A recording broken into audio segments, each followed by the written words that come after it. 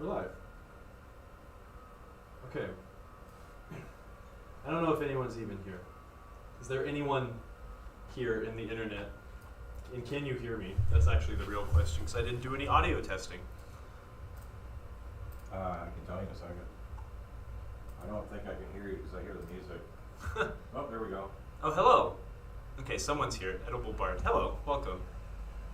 It sounds like I'm in a hallway. It's because I'm standing behind the microphone. Maybe it'll sound better now. We have a microphone problem. The same microphone problem we've been suffering for the last couple weeks. But now I'm using my... Yeah, it sounds better now that I'm talking to the mic.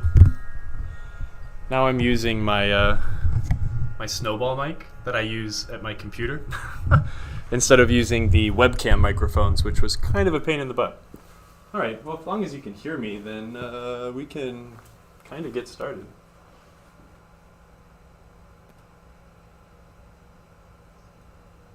Oh, look at all these people. Hello, welcome. Thanks for joining us today.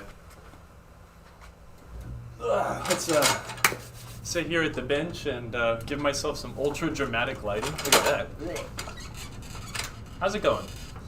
What is going on with you fine folks that tune in to watch this show at 3 o'clock Eastern Standard Time? No, Eastern Daylight Savings Time? I don't know, whatever it is. All right, we have something to talk about then. Hello. Thank you for joining us. I'm going to let people continue to roll in, perhaps. Maybe I take it for granted that people actually tune in. Maybe nobody else will come, and it's just you, me, and the other guy. I'm going to put my seeing eye there away really quick so I don't forget it.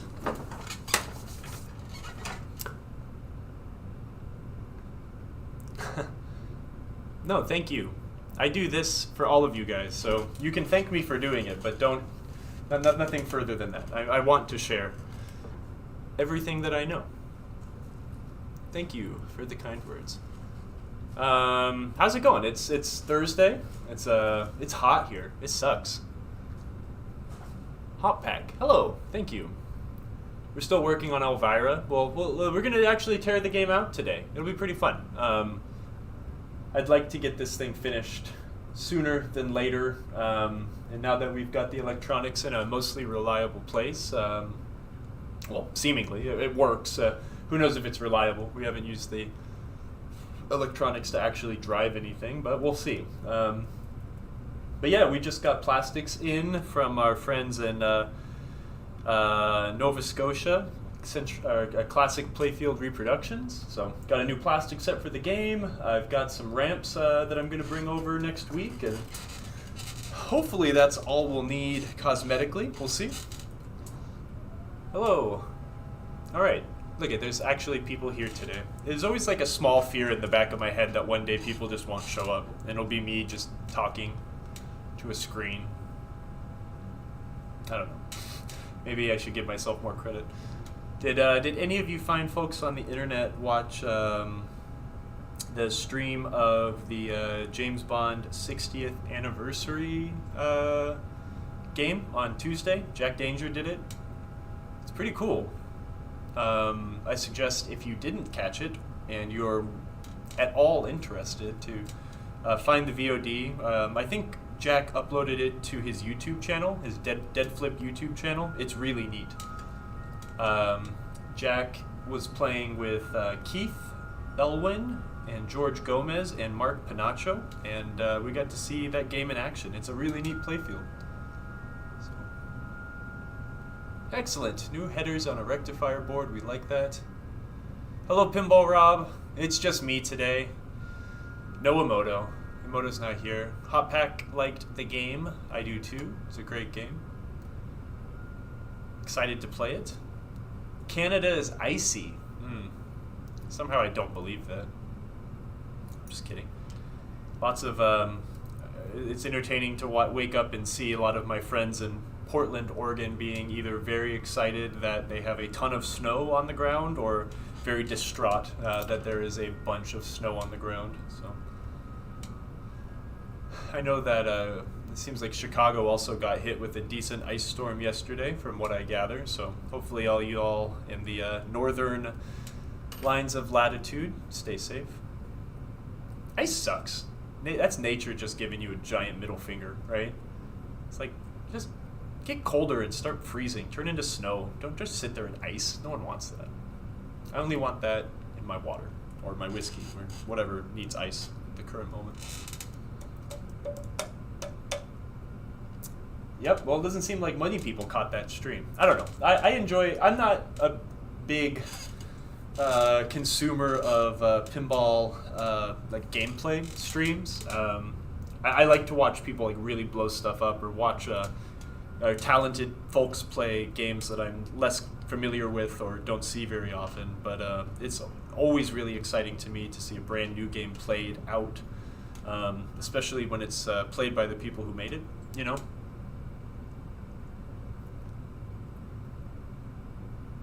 Nice. You're bringing a dolly back to life. I have a dolly that I need to bring back to life. I bought it for my wife so we could do a total revamp of the game. You know, it needs a full cabinet job and a new playfield and everything. And both of us kind of forgot we had it. And then I reminded her that we have it, and now she really wants to start working on it. So maybe we'll work on dolly sometime soon. There's actually some interesting things in this room today. When I get bored, or we get bored of looking and doing things on Elvira, I might take you for a little tour of some of the interesting things in the room, just because Emoto's not here to tell me no. So we'll probably take a look at some of that. There's actually, here, hold on. No, we'll do it later. I'll move another camera. But yeah, all right. Well, I think it might be worth jumping into working on the game. We'll get the chit-chat moving along.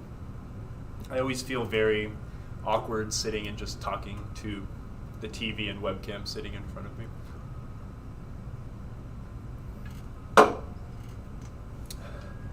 I gave my fluke meter a nice wrap job on the case that was yellow and disgusting and getting nasty, so I wrapped it in gaff tape. I'm very happy with my all goth, except for the back multimeter. Alright, let's take a look, see what we got here. I'm going to switch the cameras around. Actually, what should we do? I kind of want to use this screen. I don't know. Do you guys... This works. What's this one look like? Yeah, we don't need two screens. You really don't need to see my body. Oh, actually, wait, no, both screens are there. Oh, okay, hold on, I'm stupid. This is why I need an Emoto. Okay, I like that. Okay, we have our Elvira. Everything back here seems happy. There's a lot in here that needs some love. Again, this is going to be a lot of cosmetic, and hopefully it's just elbow grease, right? There's some questionable things that thankfully we won't see once it's assembled correctly and stuff, but you know, who doesn't love a nice drywall screw in their playfield? Makes me a little grumpy. Let's get some more light on this thing.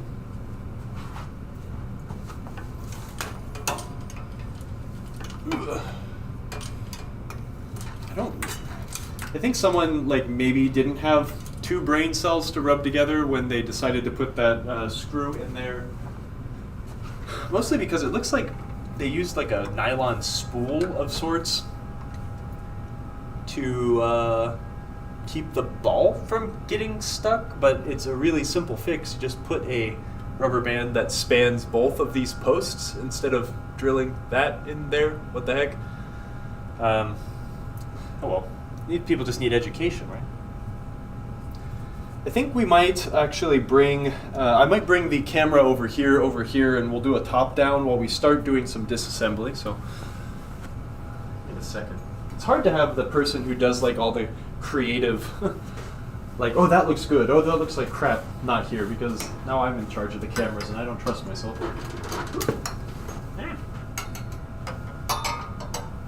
Let's See something like this. Oh crap. Oh, this isn't on a real tripod, so I can't actually move it down anymore. Well, isn't that annoying? So, funny story. Emoto, we streamed at my house once, right? And Emoto was supposed to bring all the camera equipment to where we do all the filming. And instead of bringing all the camera equipment to where we do all the filming, she just drove home. So that is why we are missing almost all of our streaming equipment. And we're making do with some goofy stuff here. So bear with me. Us. Don't blame Emoto. It's not her fault. I don't know how we're going to do this. There's actually really no way to make this look good. So I think y'all are just going to have to bear with me. I apologize. I don't know where we're going to start. Taking off ramps is always a good idea. So I'm thinking we are going to remove everything related to ramps, get the ramps up and off, and then just tear everything else down. I always like to call it setting yourself up for success. In that sense, getting everything undone underneath before we work on the rest of the game. How do I... Oops. Yeah, that's not bad.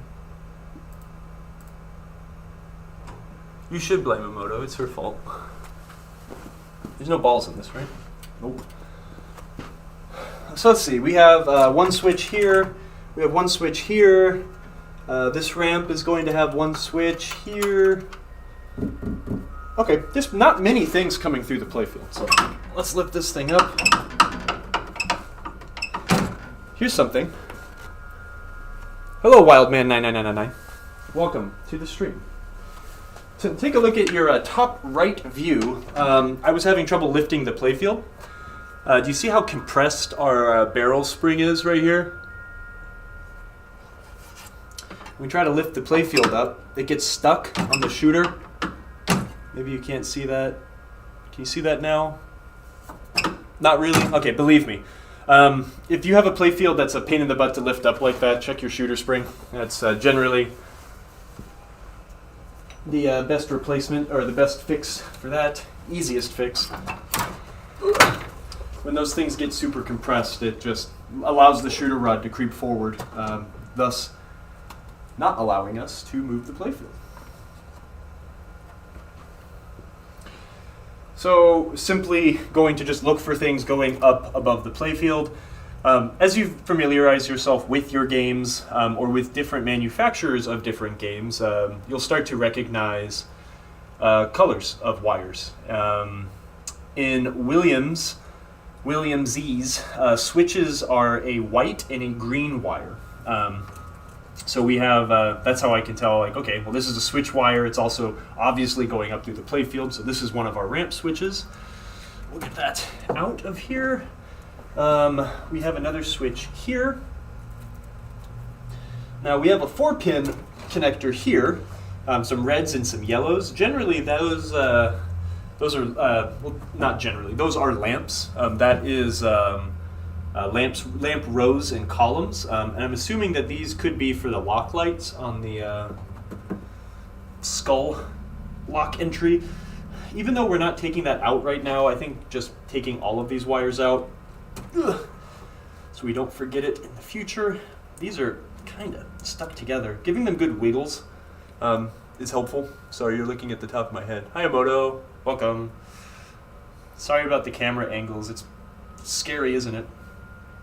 That one's really stuck. Let's use a force manipulator. We'll get a screwdriver here. Be careful trying to stuff screwdrivers into Molex connectors.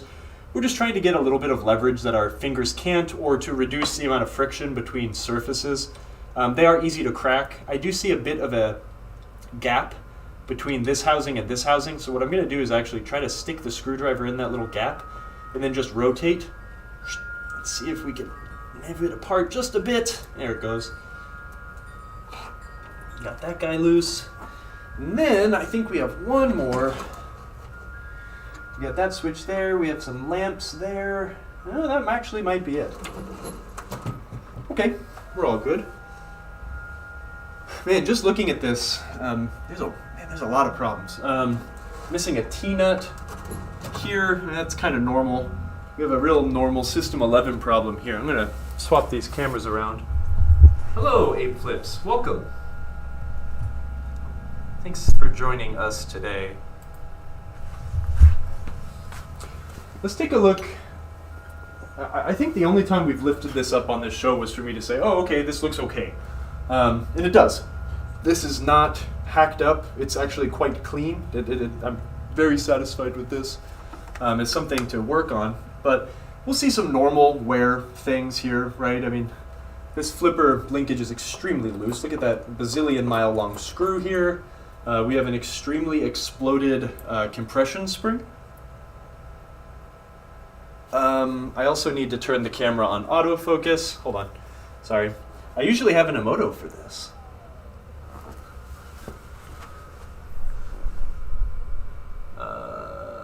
What camera is it? It's that one. Okay, properties. Configure video. Hopefully it doesn't like really do stupid stuff. Sometimes autofocus is a pain in the butt,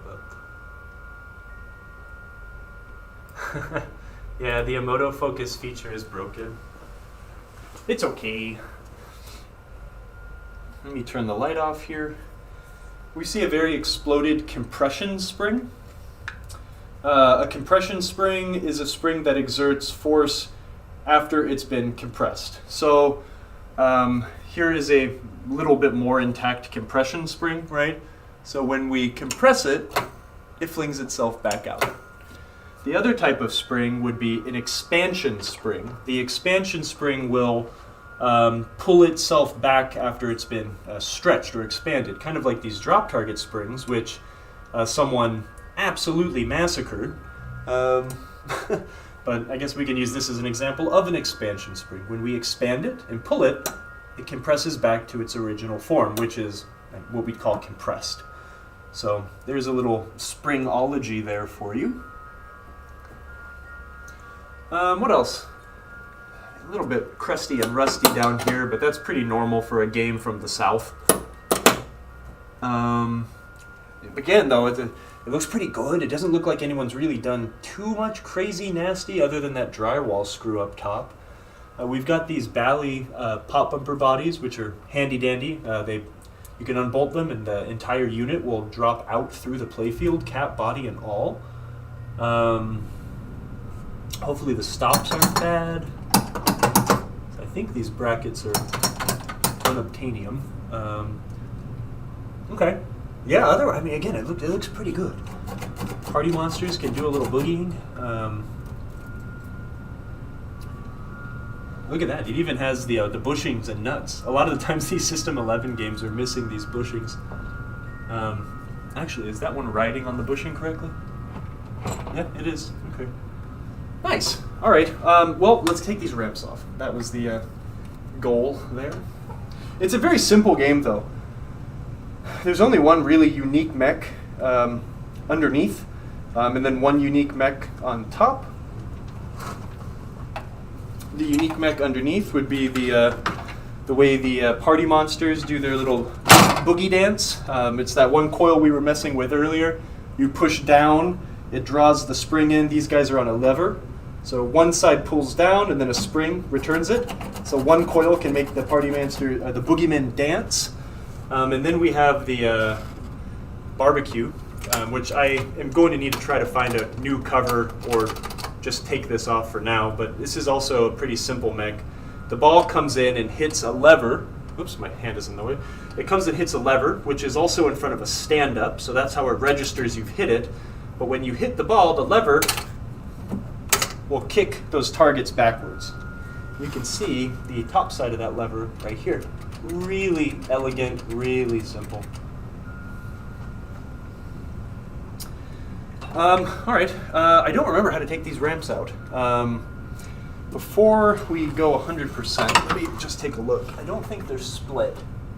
I know they are split, so we can take them out individually since they do go back behind the back piece. Let's start with the really long, wavy, crazy guy. Need a Phillips screwdriver here.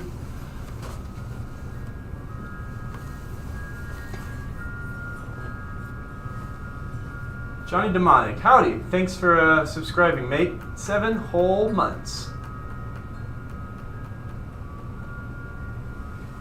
How could someone take apart the boogeyman? That's the greatest part of the game. A lot of these pieces of hardware may end up being replaced. I'm not like the king of aesthetics, but these are pretty bad. You don't even need to see it in focus. You can see the head is very, look how shiny the threads are and look how crummy the head is. With something like this, there's a 50-50 chance that we can clean it up, right? We can take something like our a brass brush here. I'm going to do this away from the playfield. We could hit it. This is a lot better to do on like a grinding wheel or something like that. You could hit it with a brush and it still looks like crap. These screws cost cents. This would be a great screw to keep for maybe a mechanical bit. Keep it in your used screw bin for when you need to replace things, but otherwise, you know, little things like a 2-cent screw can really make a game look a lot better. So we're going to start a new spare hardware bin. This is all stuff from Baywatch. We're missing like 3 screws. That's okay.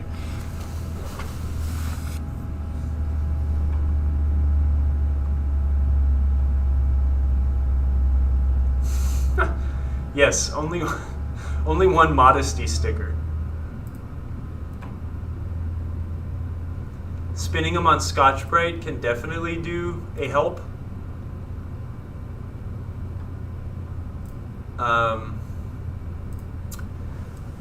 Again, though, and you know, the screws cost cents.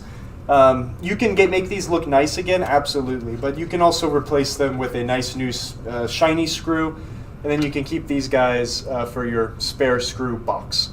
And these are obviously still fine, and they will definitely work for a piece of playfield machinery, but they just don't look so hot on top of your Elvira game. Okay, I've got those screws off, and then this is held in with another little bit of hardware down here.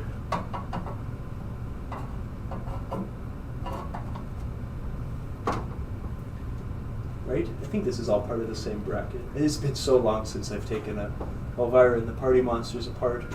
I'm definitely going to need to have all sorts of spare hardware because there's a lot of non-standard Williams Bally hardware of this era all over this game. Like that. What is that?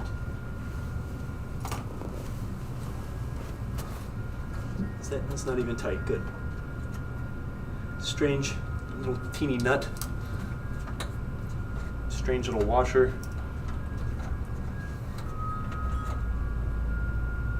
Am I saying that I have a screw loose? Absolutely. It takes someone with a screw loose to work in the pinball industry. All of us have screws loose, my friend. Okay, maybe I was wrong. I don't remember. Maybe you do have to fish this ramp out all funny. So I think what we'll do then is we'll take off this metal habit trail next.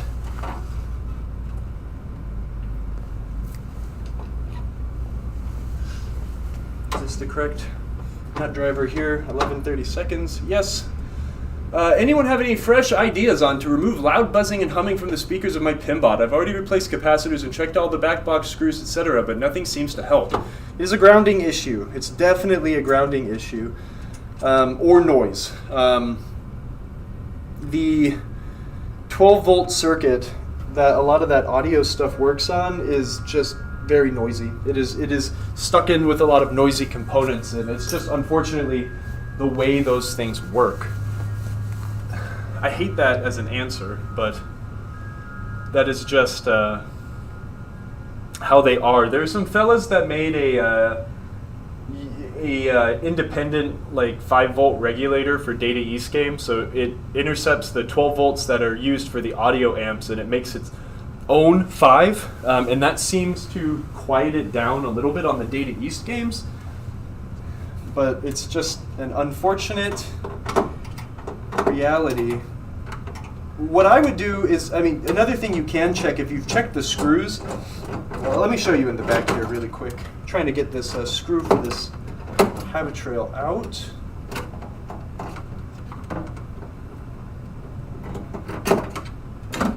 There it goes. Let me get this one out as well since I'm here. Oh no. Oh no. I need a bit of a longer screwdriver. Okay, well, instead of getting that out right now, then let's jump to the back box really quick, and I can show you what I was going to say about the grounding. You'll have a ground strap that like runs throughout your entire game, right? So we have our ground braid. Actually, here, sorry. We have our ground braid here. There should be another bit of ground braid that comes from the body. Here it is, in this plastic sheath tube. And that ground braid comes up and attaches to a mounting point here, which then intersects here. And then this ground braid goes everywhere. See how you can see it underneath the computer here. It goes up. It touches this board, the back plane. That is then grounded as like a full chassis ground. Everything is grounded, all the corners. You've got another ground here. I think that goes to the speakers from this backboard. Ensure that this ground wire is also good, making good contact. If this isn't grounded well, you can get interference. So maybe that is something to check. I'm assuming you've done that already, but just as I can't tell you how many times I've worked on games where this hasn't been connected correctly from the bottom. They're the cabinet of the game, and that can cause issue. This one is, thankfully. I don't know. Man, the focus is terrible. I am so sorry. We will have our normal equipment back eventually. I'm sure Moto is cringing, and she really wants this to look good, so it will be back. But for now, you have to deal with this. No worries. Yeah, good luck, mate. I hope that you can find the issue, but again, remember these games, I hate using it as a crutch, but these games were not built to be high fidelity pieces of audio equipment, so unfortunately we do have to suffer through some of the sound bits. It really makes you appreciate the modern games a whole lot. They just sound so dang good in comparison to these poor old clunkers.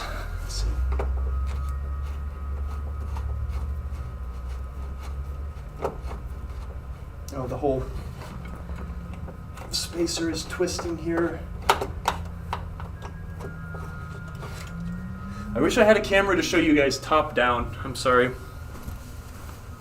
We will have one soon. I'm going to get my number 1 screwdriver so we can remove the number 4 by 1/2 inch sheet metal screws that hold the ramps to the playfield. Don't try to use a number 2 screwdriver to get this out. Use the right tool. There's not really much use for a number 0 screwdriver, or even honestly, there's not a lot of use for a number 1 screwdriver in pinball aside from getting these screws correctly, but they're not expensive, and it's definitely try to use the right tool for the job whenever you can. I think this ramp is very cracked. It seems to be moving without me removing that screw, so that's normal.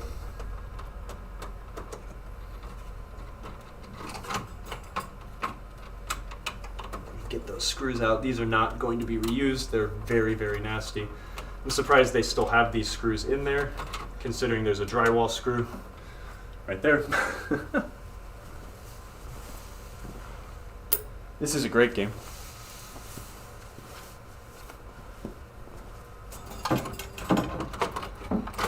This game has that super magical choreography that made these Williams games so fantastic. That was just not unbeatable, but it just is. It was very hard to replicate. In the last 6-7 years, the guys at Stern have really been knocking it out of the park. Replicating that choreography I mean, every manufacturer has been really making games that have that, like a good special tick again. I'm thinking I don't know how I'm going to get to that screw. I'm concerned now. I don't actually have a significantly longer screwdriver. No, actually, hold on. I might. I'm looking for a longer screwdriver to try and get that screw out. And this is a number 3. That's kind of insane. A number 3 screwdriver has a larger tip, of course. But this screw actually might be big enough to, yeah, it is, to hit with a number 3. I used to have a long number 2. I don't know where that went. Then there's one more screw underneath the boogeyman, so let's get that undone. This is also, in my opinion, from an era of game that is just like a nightmare to service. A lot of these System 11 games were not designed with ease of service in mind like they are nowadays. We're really spoiled, guys.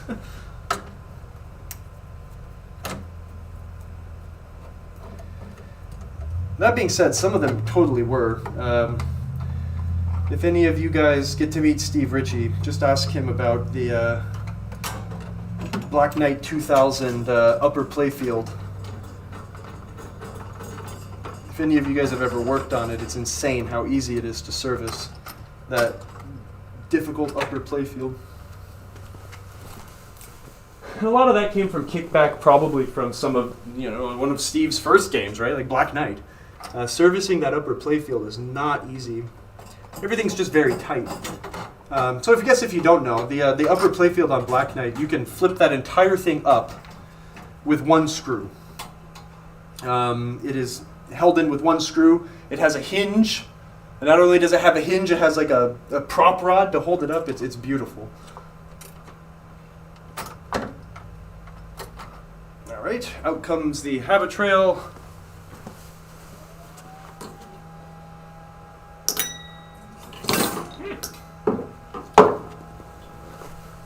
All right, now what were we caught up on?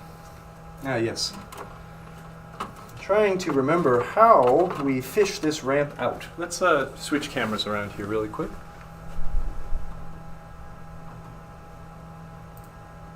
Yes, like that.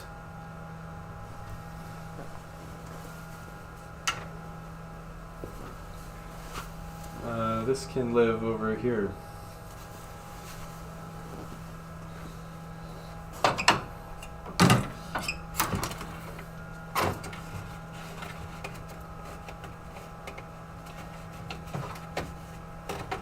Yeah, no, the ramps are split, but they are held in place with something.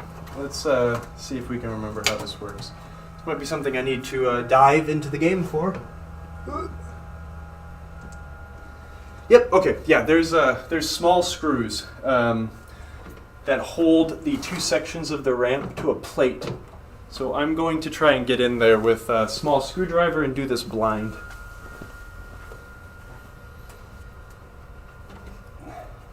This is a skill I learned doing motorcycle and car repair for so long. You don't have to see what you're tightening or working on. You just have to be able to know how to manipulate it.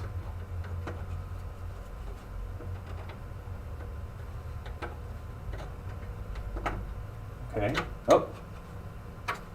It's like the Sixth Sense. But not the one where I can see dead people. Okay, there it is.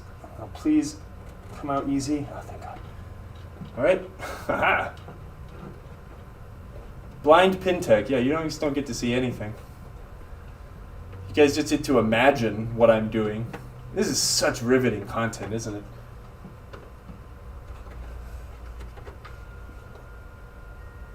All right, there's one screw. Da-da-da. And now we'll get the other one, and we can get the monster ramp out, the monster slide.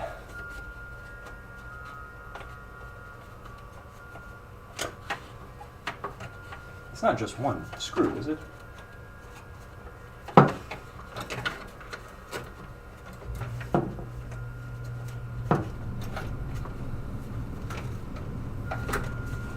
It is just one screw. Okay. Well, at least it is for this piece. So we have set ourselves up for success by unplugging the... oh, no, we haven't. Oh, this comes from the back. Okay, we haven't set ourselves up for success. Oh, God, this is disgusting. Man, it's been a long time since I've worked on a gross game. It's going to be so satisfying to clean this thing up, though. Let's lift this thing back up. Make sure we don't break the ramp, even though the ramp is getting replaced. It'll still be fun to keep it for some reason, so you can hang it on a wall. I don't know. Find the... wow, this is like the world's longest connector. Okay, I'm going to unplug it from that cable stay. Get it out from this cable stay. And the connector's like all the way on the other side of the playfield. All right. We almost set ourselves up for success. Now we can maneuver this big boy out. There's one. Da-da-da. I'll put this over here on the bench for now.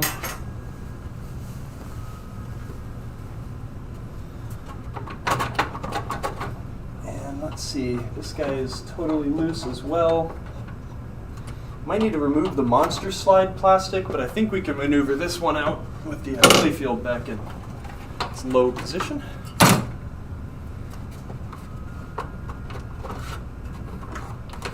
I think I'm going to have to take the monster slide bracket off. No worries. Actually, I'm going to get this ramp totally out of the way. Let's see. I'll put it on this pinball cart over here. Get out of here.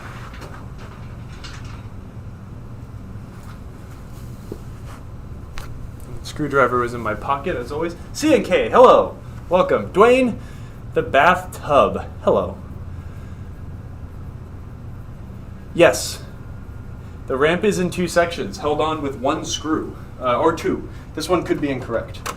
But yes, you can, you might have to do it without seeing things, but it's not impossible to get out. Quite easy.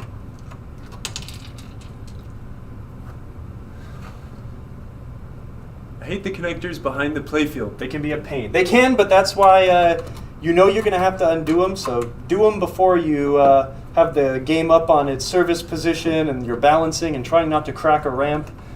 Always try to get them before you need to get yourself in a compromised position.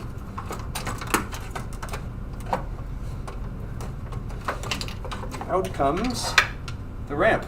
Woo-wee! Yeah, these have not ever been cleaned. Pretty grody. You can see 30-something years worth of grime and nasty. But they're out. These will look nice on my wall. Someday, I don't know.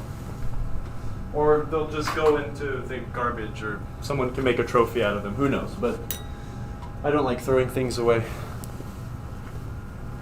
Sweet. We have uncovered another layer. And now we can remove this ramp. I don't know why I put my screwdriver down. I need that. C&K, you were watching Jack Danger play the new James Bond game, yeah? Pretty cool, huh? I think I saw you in the chat.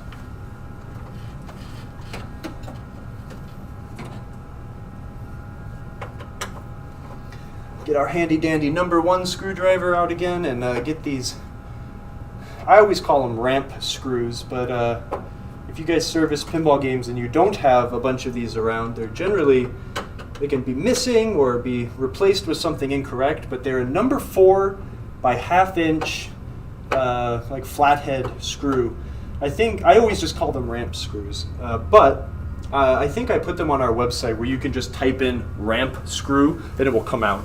Definitely worth keeping a few of those things around.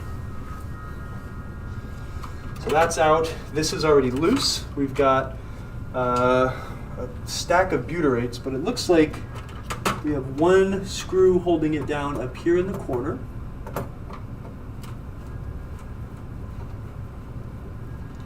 We have another screw screwing it down to the playfield back here for the ball popper.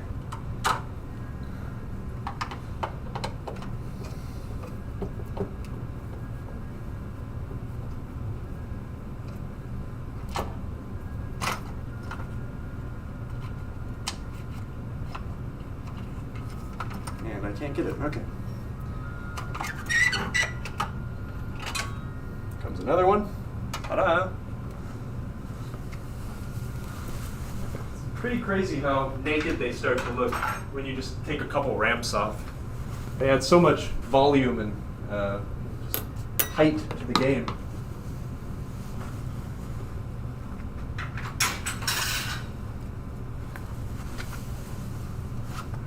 Busy and watching on the cool phone. Oh, really?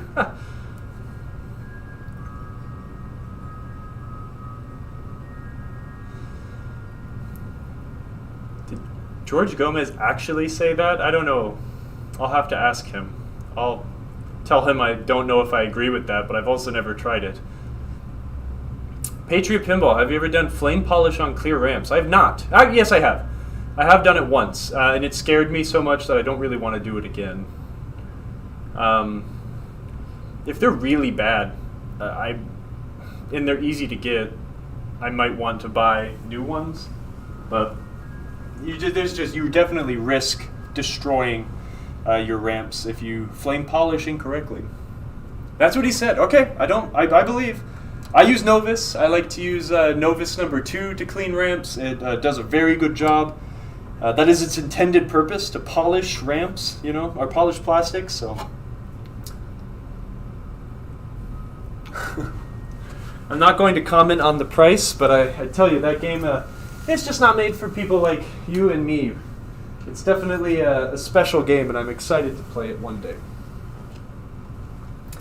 My phone buzzed like 5 times in a row, so I'm sorry. I'm doing something I shouldn't do.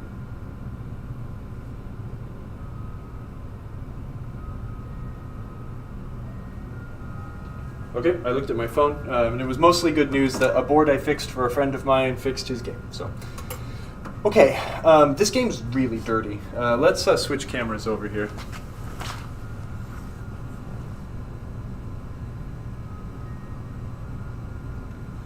I use Novus to clean everything, dude. It's just a really wonderful, gentle product. There's a lot of dirt. This is a really hard area of the pinball game to clean. That will get Mylar. I will lay down a strip of Mylar in that lane. I'll probably also cut out a piece of Mylar for this section as well, just to prevent wear. These sections always get worn out.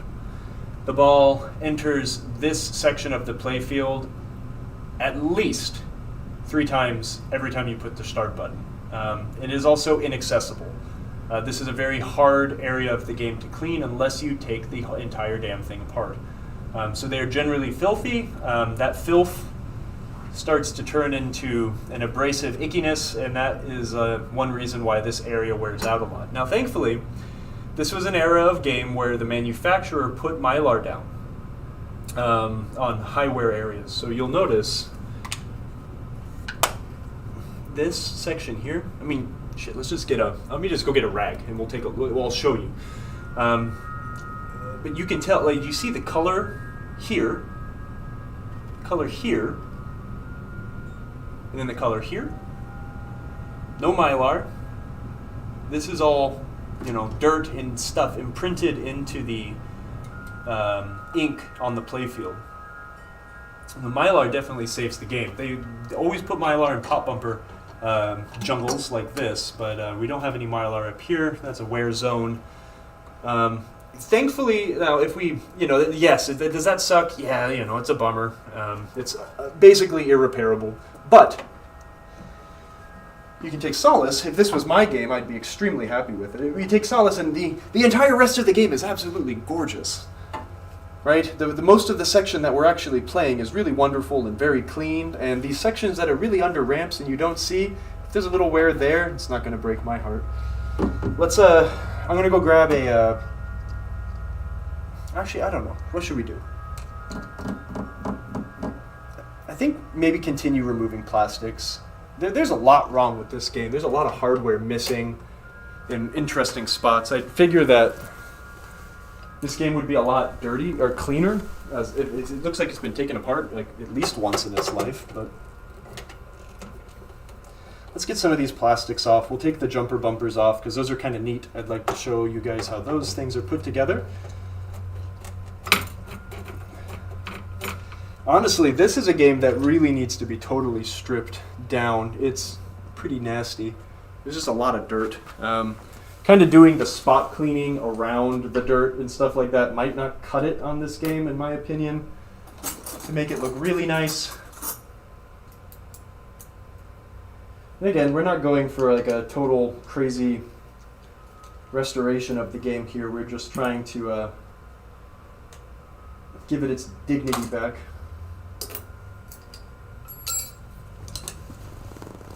Definitely going to replace probably all, well, definitely maybe. We're definitely going to replace these plastic posts. Most of them will be replaced with new pieces. Some of these are quite brittle.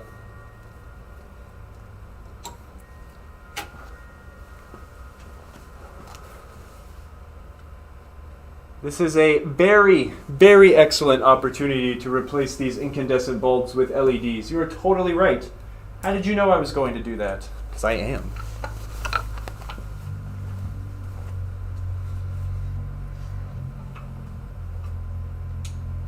I mean, look at some of these bulbs, dude. I remember we did the GI last week and I was like, why don't some of these work? Did I not do it right? No. Just these bulbs are just like absolute dookie. They're not just dirty, but they're like many, many years past being exploded. Pinball Magician. Cool white. No. Warm white. Maybe sunlight white. We'll see. C&K says they replaced the rusty ramp flap with Marco new flaps, and they look better. Cool. Thank you. I'm glad someone buys those things. I never thought anyone bought those things, but apparently you do. So I'm glad that they were there for you, mate.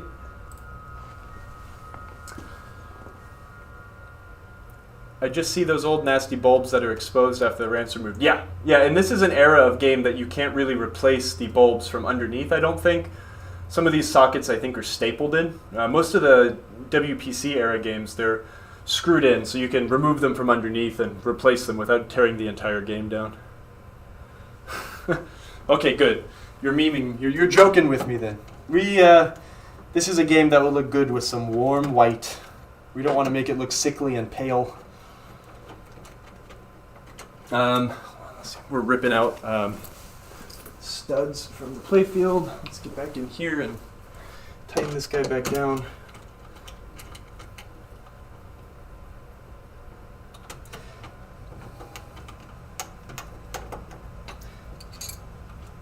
There's a lot of broken plastics on this game. What the hell is this? Wow.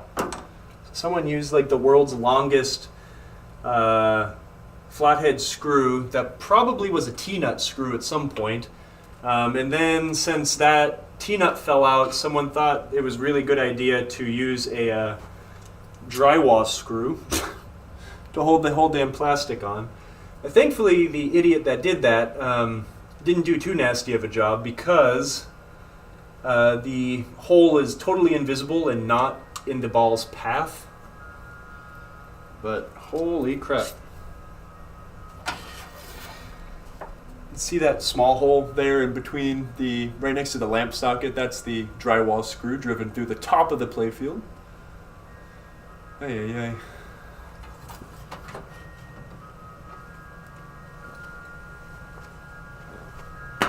Taking shots at Colin? Yes, absolutely. You guys are wrong. Cool white is not cool, dude.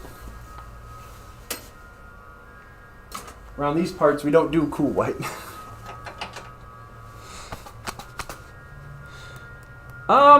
I'm not the biggest fan of plastic protectors. I think we're just going to put some nice new plastics in the game, and they will last for another 30-something years without being broken.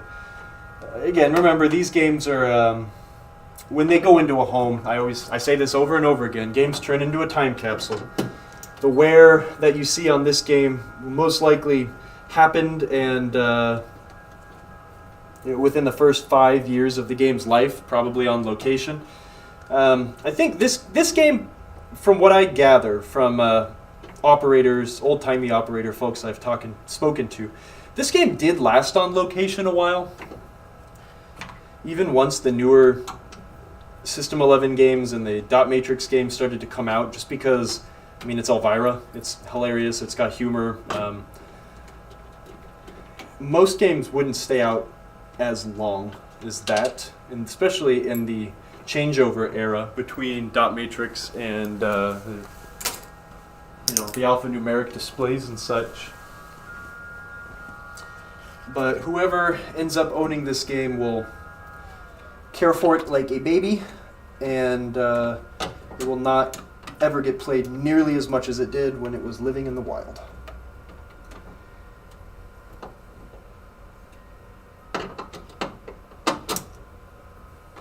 Now, there are some locations and some plastics that do need protecting, and you'll see, in my opinion, a lot of those, not in my opinion, it's also fact, like behind drop targets and stand-up targets where the ball will hit them, and due to physics, one of their natural inclinations will be to bounce up. That's why you see a lot of chipped plastics on certain games. But most plastics, it's not necessary. But if it looks cool, then do it. I put some pink. Scott made me some pink plastic protectors for my TNA. And I think they sell them now too, and I like it. They're super cool. Okay. The boogeymen. I'm going to remove our boogeymen. These are just finger puppets. Like, literally, they're just finger puppets. They're very much welded onto their rod.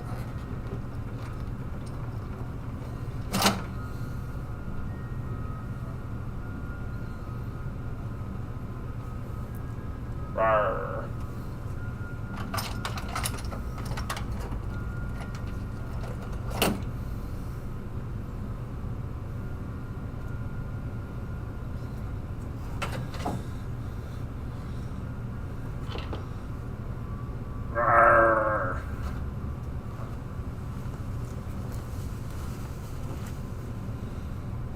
Friends, I have a box of boogeymen that I've replaced over the years.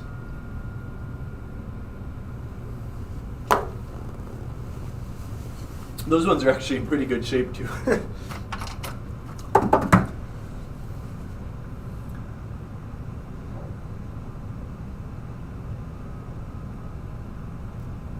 Oh yeah, no, it's not an expense thing to me, Dent. I just find them to be,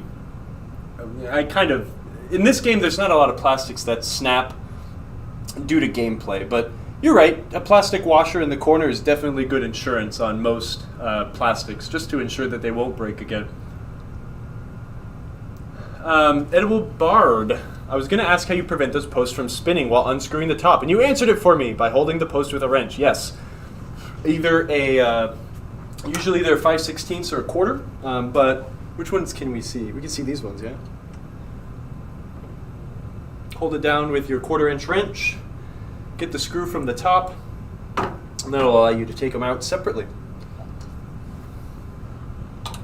Sorry, I should have mentioned that technique while I was in process of doing it. Okay, this one just came apart because these guys are definitely solidly molded in. I'm going to rescue these guys off the bottom of this plastic set here. I'm going to do that off camera just because it'll take less time, but now I'm dropping things.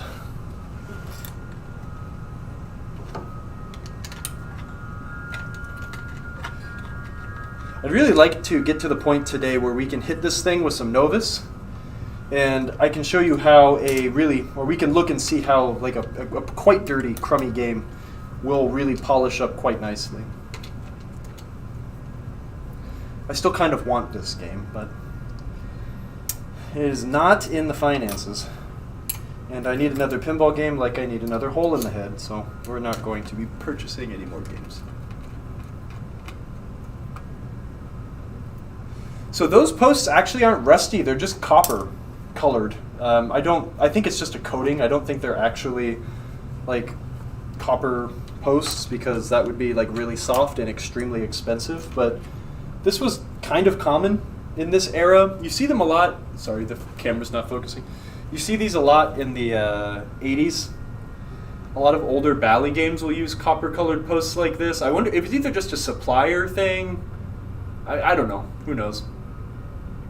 But to be honest, I don't remember seeing these things on these this era or this age of a game. You know, a late '80s game. But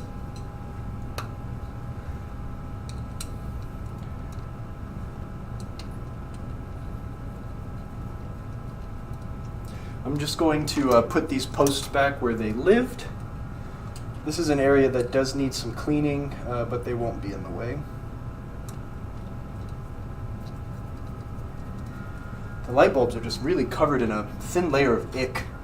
It's probably because of the, like a partial of, the cause might be part living somewhere where cigarettes may have existed at one point, but also the humidity.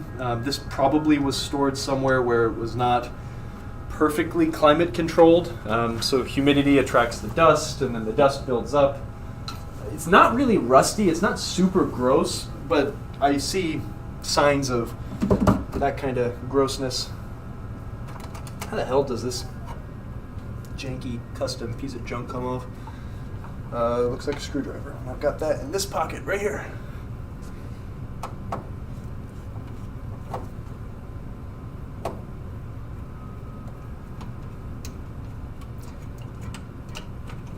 What does the stock one of these look like?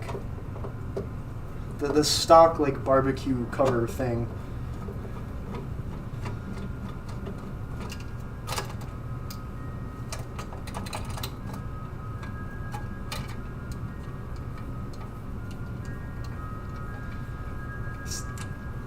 Friend of the show, Andrew, APB Enterprises, said that it looks like someone made one of these things out of a toolbox drawer, and I was like, huh, I think you're kind of right.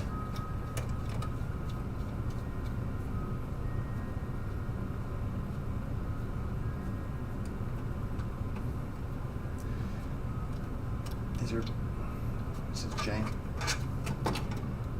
Someone like bent that up? Well, we'll see. Just set this hardware aside. That's kind of the only thing I'm concerned about is I'm not going to put that back on because it looks like dookie, but we'll see.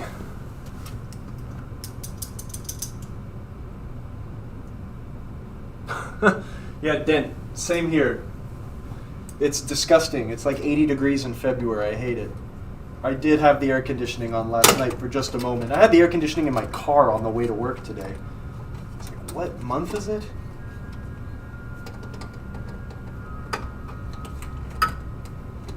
Good old South Carolina, 80-something degrees in February. Give me jacket weather. Please.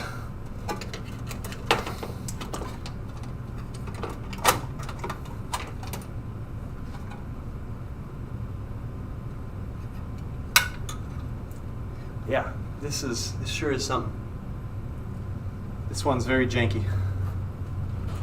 I don't like that.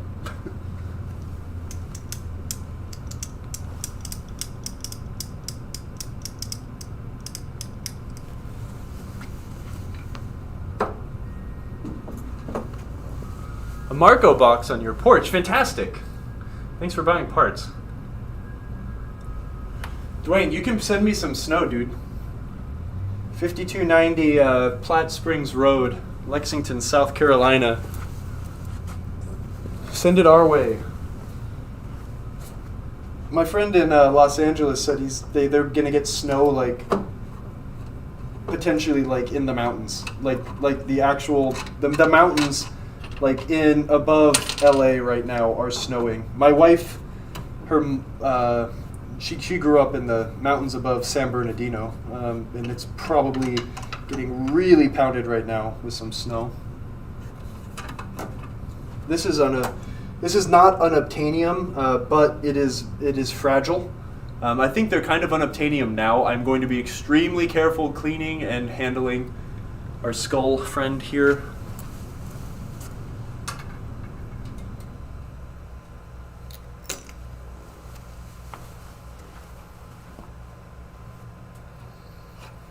Did I unplug all of this?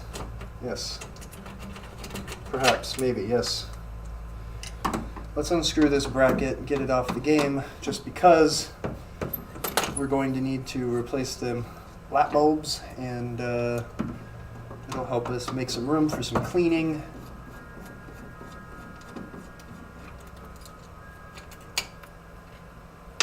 And there's a lot of goofy custom bracketry on this game. Hopefully I'll be able to repair or make some of this stuff look better, but I still love this. Whee! Whee! Okay, we really only have one more plastic other than the inlanes to go. Let's get this last guy off, and then maybe we'll bust the Novus out, and we'll just see how it starts to polish up.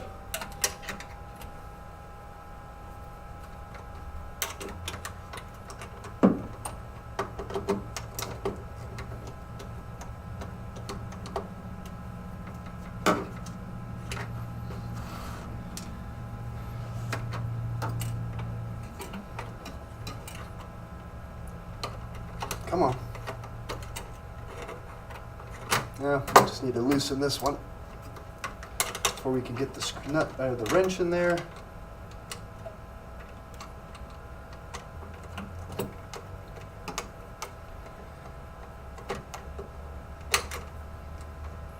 Okay. And out they go. All right. Look how quick it comes apart. That is really dirty. There's a lot of nasty dust all over this thing. Okay, I suppose now we can turn this around, and you can watch me do some expert level unscrewing of these. And then we will be ready to bust out the Novus a little bit. Definitely going to need to do some new T-nuts all over this thing. It looks like it's missing a decent amount. No problem there.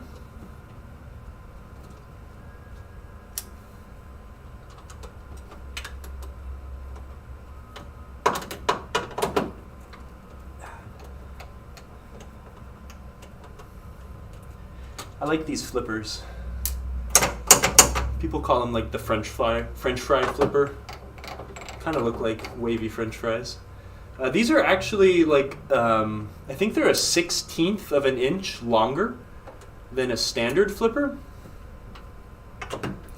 Whereas the lightning flippers are like a 1/16 of an inch shorter than a standard flipper. Lightning flippers are evil and awful, and you should take them off your games. But these flippers are pretty rad.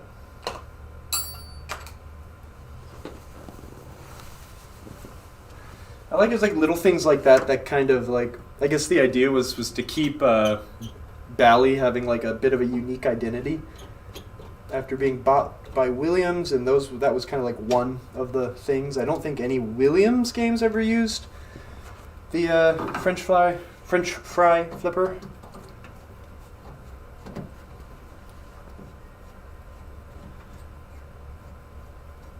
Oh wow, there's a lot of people talking. Hold on. Kids eating snow. I mean, I'd do the same thing.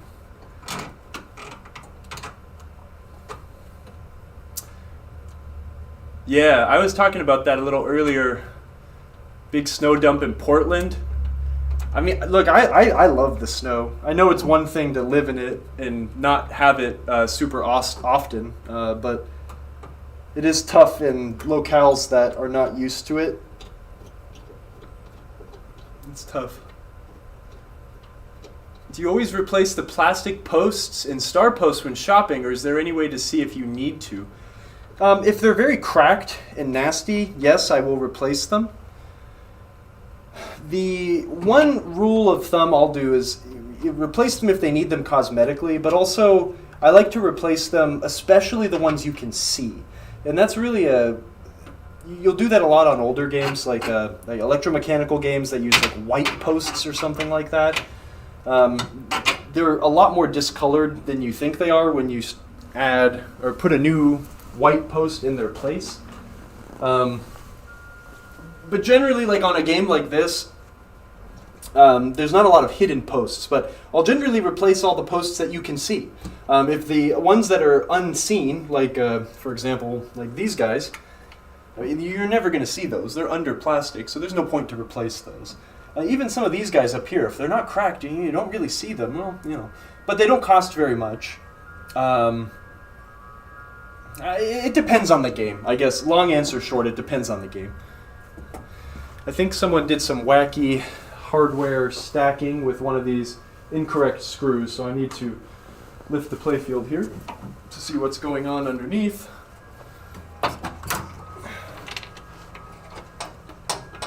Yes, the good old, we're going to put a nut underneath and then put a screw on top because my T-nut went missing.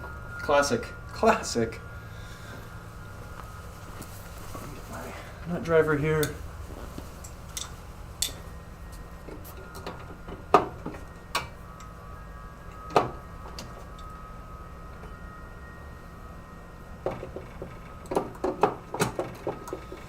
I'm really excited to get like the correct hardware all over this game though.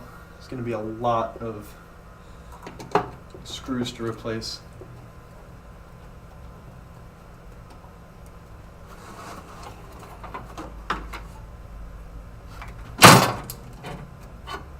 All right.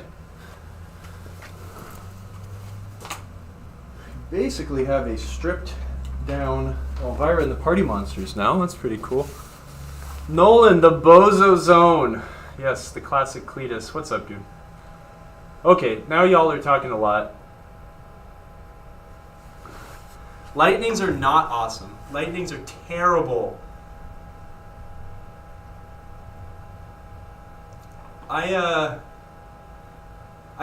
Dude, take your lightning flippers off of like a Doctor Who or Fishtails, and it just plays a million times better. I mean, maybe putting them on some harder games to make them harder, sure, but I hate those things.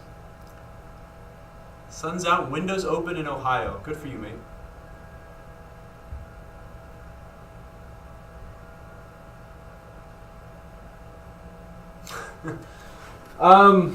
I don't memorize where a lot of these things come from because it's pretty apparent where they go when you put them back. The thing, like realistically, like I'm not some super memory like savant. I'm actually a giant idiot. But you can use the skill of deduction a lot of the time to figure out where this stuff goes back when you're putting it together. If it was something really complicated, I would absolutely take some photos. But I think I've been doing this long enough where a lot of stuff just makes sense. The other nice thing, too, that Emoto always says is we are taking pictures, 60 of them a second, and it's on the internet. So if I ever get really confused, I could go back. But a lot of the times, this stuff kind of goes back one way. So, but I am a giant idiot.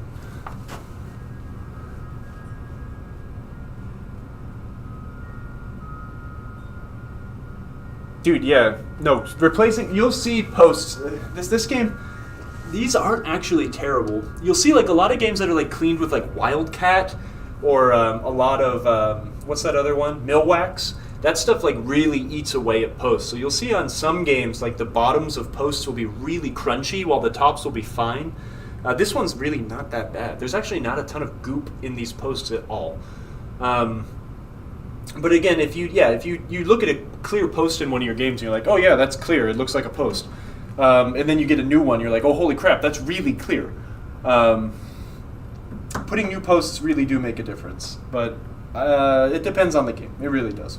This one will look nice when we get some new red ones in there in some key spots. But this game also doesn't use a ton of posts, so we might just put new ones all around. Anywho, let's... Oh man, there's some really unique, special choices of hardware in this game, that's for sure. I'm going to go grab a rag and some Novus, and let's take a look at and see like how we can clean this sucker up. Look how loose these things are. This rubber is ancient. Oh, I should switch cameras too. Just gonna yank off some of these crusty rubbers. Blech. Now we'll look at the pop bumpers.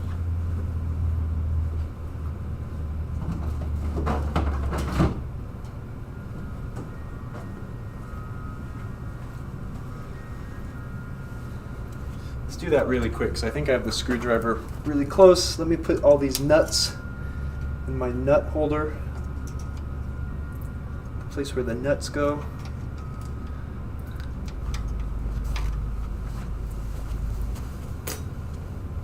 Where are you, Mr. Screwdriver?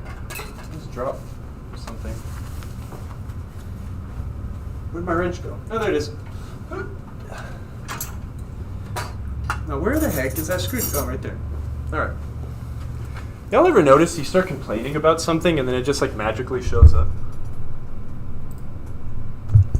Wait, actually no, I do want to use this. Whee! Jumper bumpers. These things are really cool. Look at this one conveniently only has one screw.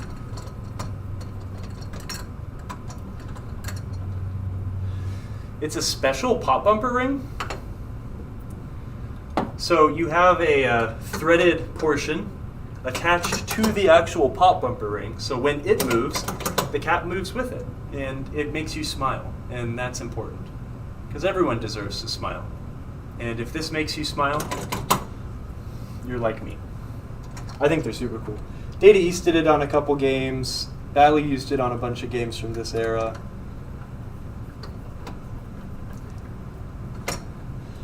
There's a whole half of a plastic just missing. Yeah, let's, I'm gonna go get a rag, some Novus, and let's start seeing like what this game will eventually look like. Now where did someone put my Novus rag?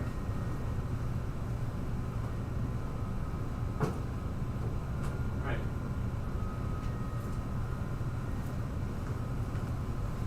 Yes, and I have some Novus right here, right where I need it.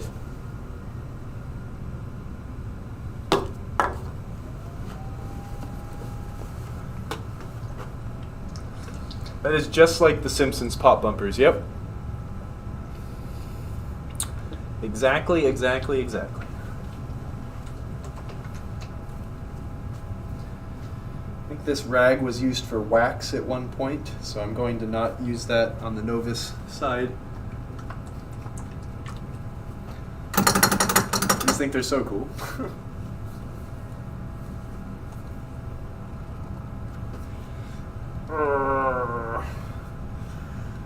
We need lots of Novus. This bottle of Novus is almost empty. I don't know, let's just go to town like right here.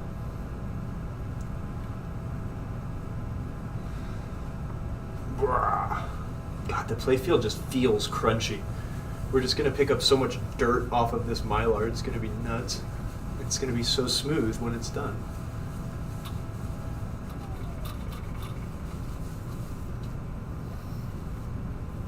How do you feel like I need to add more Novus?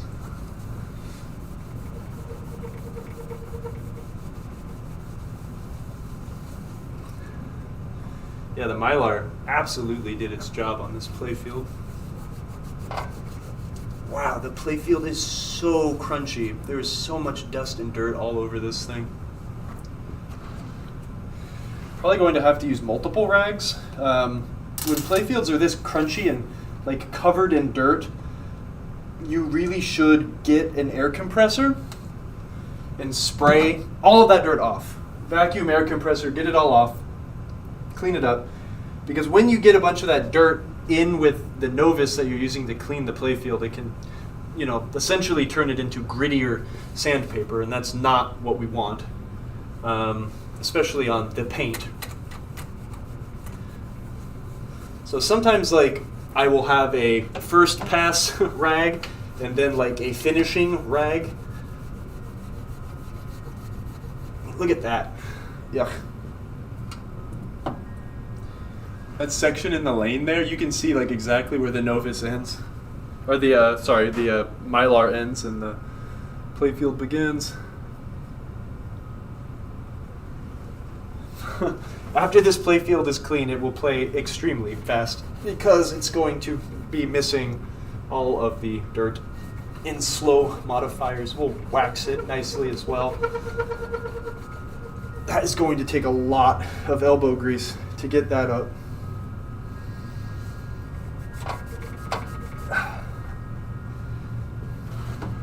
It's just so dry. There's just so much dirt. This playfield is not juicy. We need to make it juicy. I always apply my Novus to the rag, not onto the playfield. It helps you control it a whole lot better. You don't want to push that stuff all over the place. You're trying to, hey, focus. Focus better. That was actually great. Look how dirty that is. Look how clean it is at the same time.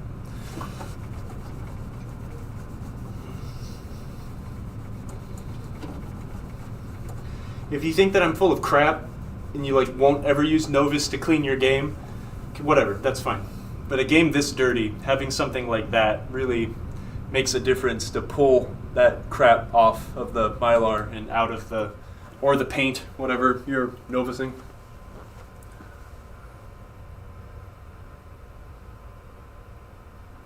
That's a good tip, Dent. Yeah, using a dowel on the rag to get it into those hard to reach areas, especially when the ramps are on.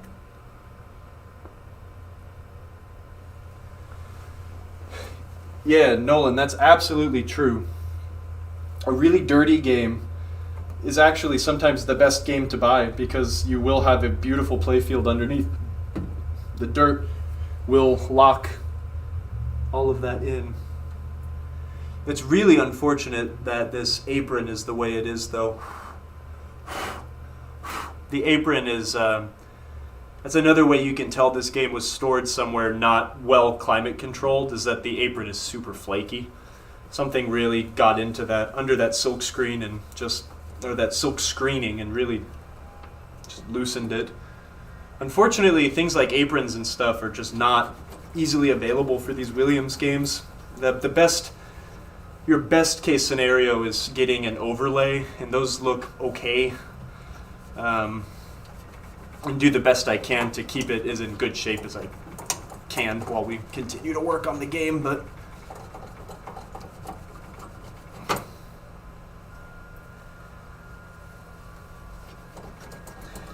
this Mylar is not bad either in the sense that it's not peeling hella bad. There's a couple bits that aren't adhering perfect, but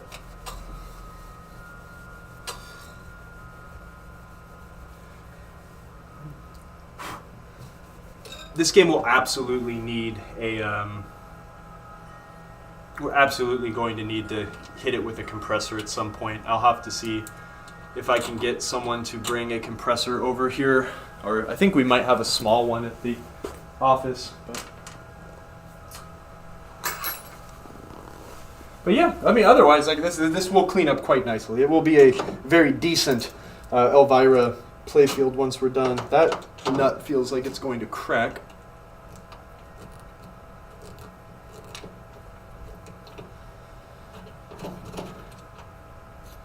They're not bent.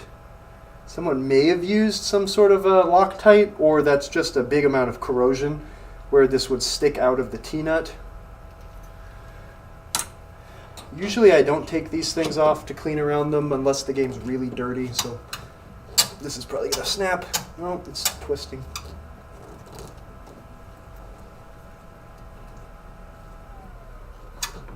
Hello, Daniel. Welcome. Okay, I think that one might have a nut on the back of it or something because it is not coming out. If we can get 3 of them out, or 2 of them out, that's better than none.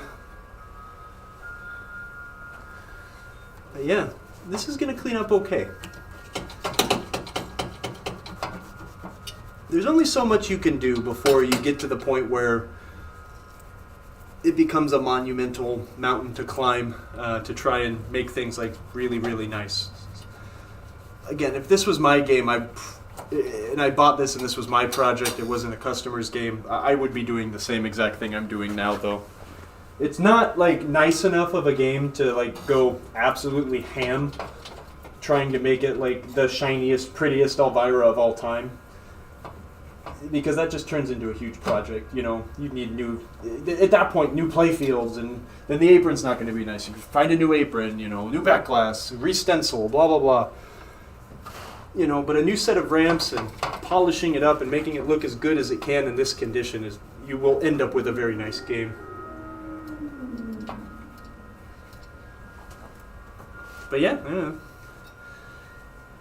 This is actually like one of my favorite parts, is just novicing and cleaning and getting all the dirt and crap off of the game, seeing what you have, what you're working with. It's very cathartic. When I worked at the shop, you know, this would be like the perfect time to throw the podcast on and start listening to something, throw on a nice long album.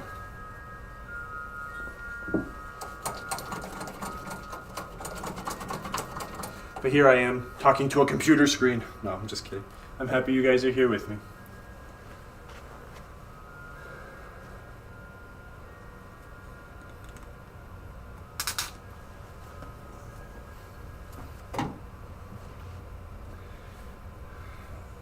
Where else is somewhere nasty that we can start cleaning up? I mean, it'd be kind of fun to try and get this, see how clean this section will get with just Novus and a rag. What time is it? Oh, it's almost beer o'clock, question time. We can sit down and hang out for a minute. This is actually some pretty good progress. A lot of the rest of this is going to be a ton of elbow grease. A lot of cleaning that I'll probably do a bit of off camera.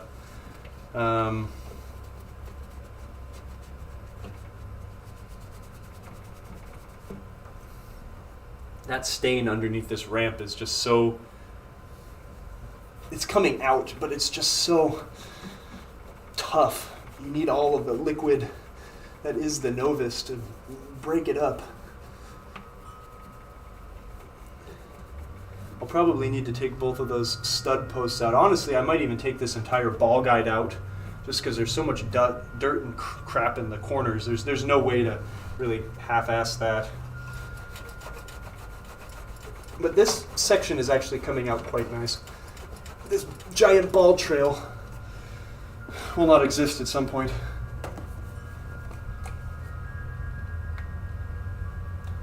Get a little bit more in there and we'll do a quick before and after.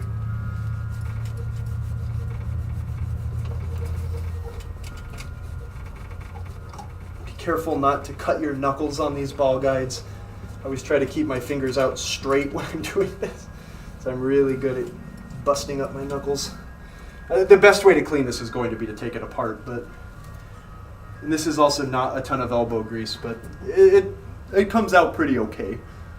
A lot of that will be stuck into the playfield, but not all of it, and we'll be able to get a decent amount of it out. And thankfully, your eye isn't drawn to that section. It's very much under ramps, right?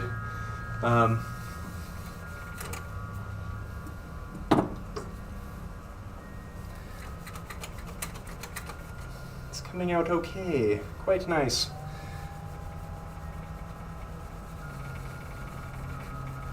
Let's see how clean we can get that little section that bridges like a Mylard area and a non-Mylard area.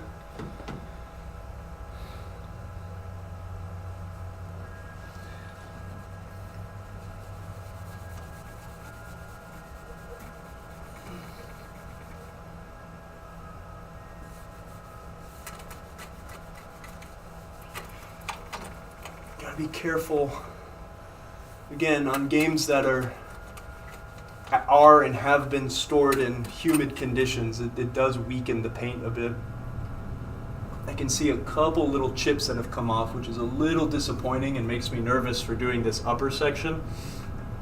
That being said, this is an area that can be patch Mylard as well. If the game is steep enough, there's no reason why a piece of Mylar that bridges these things won't do any damage or keep the ball from getting stuck. But yeah, Southern games are a lot different to work and clean up than non-extremely humid condition games. There is something really bizarre the way that the humidity does affect silk-screened inks and stuff like that. It's a shame. But there's no reason why this game can't be loved. So yeah, it cleans up okay. You can still tell it's a lot darker in between, but it's not the worst. The Mylar really does a great job of saving these older games. If this thing didn't have Mylar on it, there would not be any paint left on it. Let's just be totally transparent there. And thankfully, this one's not lifting up. But yeah, lots of cleaning to do. There's still more disassembly. I do want to get in here and clean these bits that are inaccessible and unseeable. It just makes me feel better. We definitely need to clean up this area. Like I said, I'll probably take this ball guide off to really try and get this section nice. There will definitely be a lot of Mylar application on this game, in this program, specifically in this zone to protect it. There's a lot of ball action that comes out here. I have a feeling that this section will also get quite bad when we start cleaning it. That one section that's very worn, and I am nervous about this section as well. We will Mylar that, even if it's just a very basic rectangle that goes over the skulls and the bat rollovers. But yeah, not so bad. I think we'll have a decent Elvira when we're done with this. Now it is time to chill out. I'm gonna sit down. We'll talk a little bit. We will have a drink. Talk some pinball. We'll move this dirty bench over now. What are you stuck on? I'll probably get a box to put all of these Elvira plastics in, but let me go wash my hands really quick. You guys try it amongst yourself.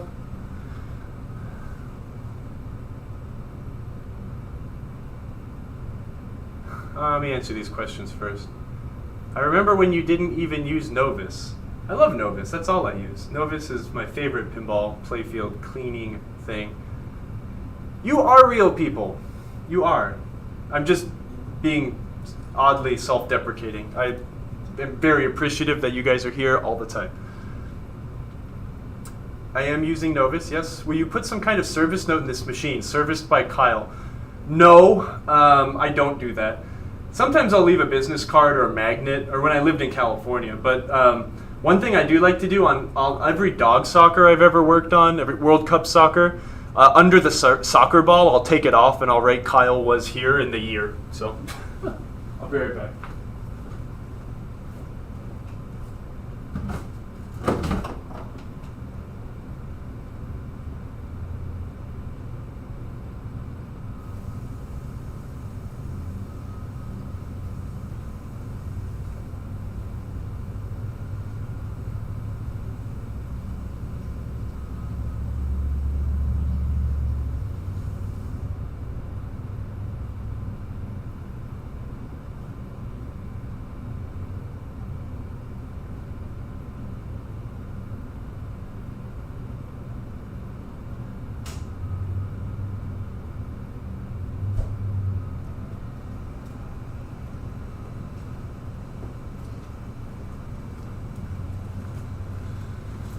All right, let's change some cameras around. I've got myself the delicious champagne of beers.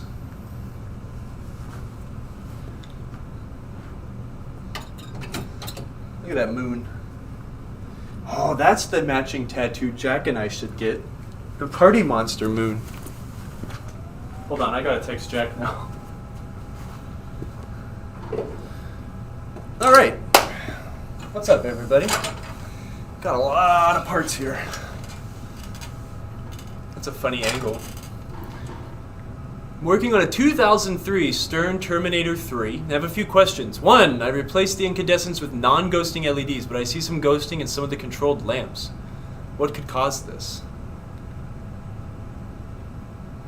Are you sure that they're non-ghosting LEDs and those ghosting inserts?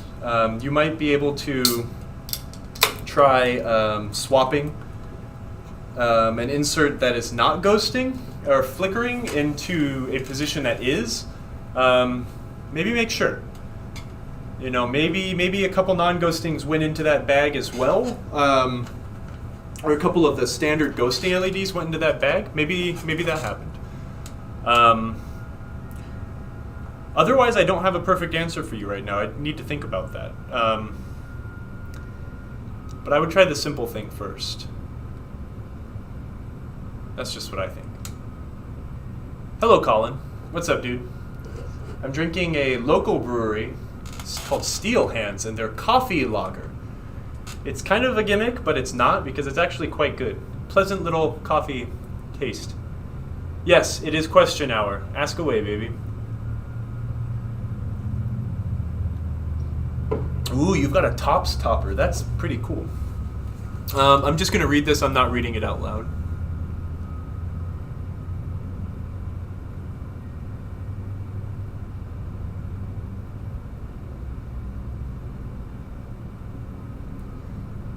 Wait. To be honest, Pinball Rob, I don't know. Wait, so are you saying does the topper has a RAM?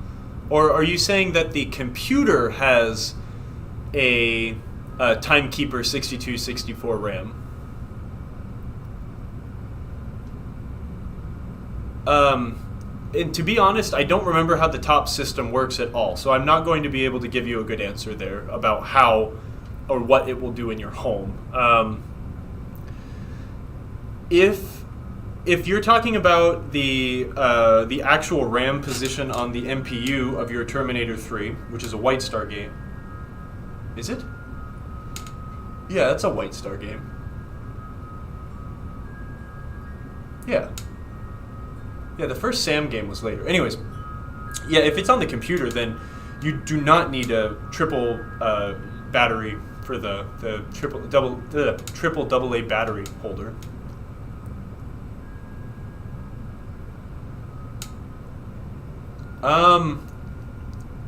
Yeah, no. If it's the RAM that's supposed to be for the computer, the one that installs next to the processor, then no, you do not need the batteries. Yank those out.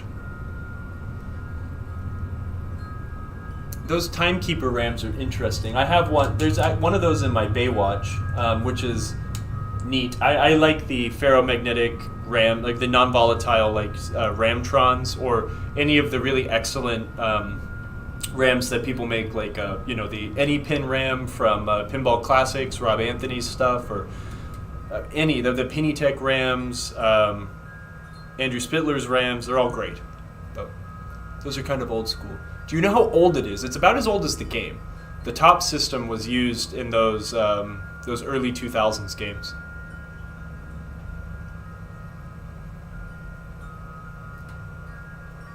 You can try just replacing the lithium battery in the Timekeeper, or just replace the entire unit with a Ramtron or something like that.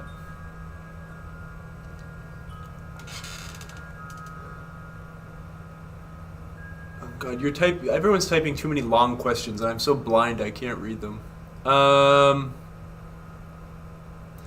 Colin says he's going to work on Last Action Hero switch matrix issues. Ruling out the board first. Yep, good. That's a good thing to do. We'll then move to the diodes on those switches. Have you just wrapped the legs of a diode on your switch, or just gone through replacing them until it works? I mean, try to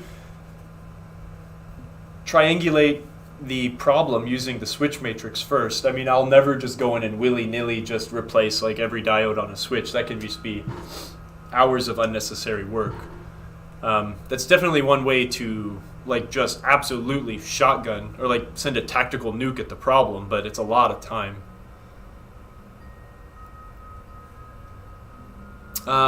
Edelbard.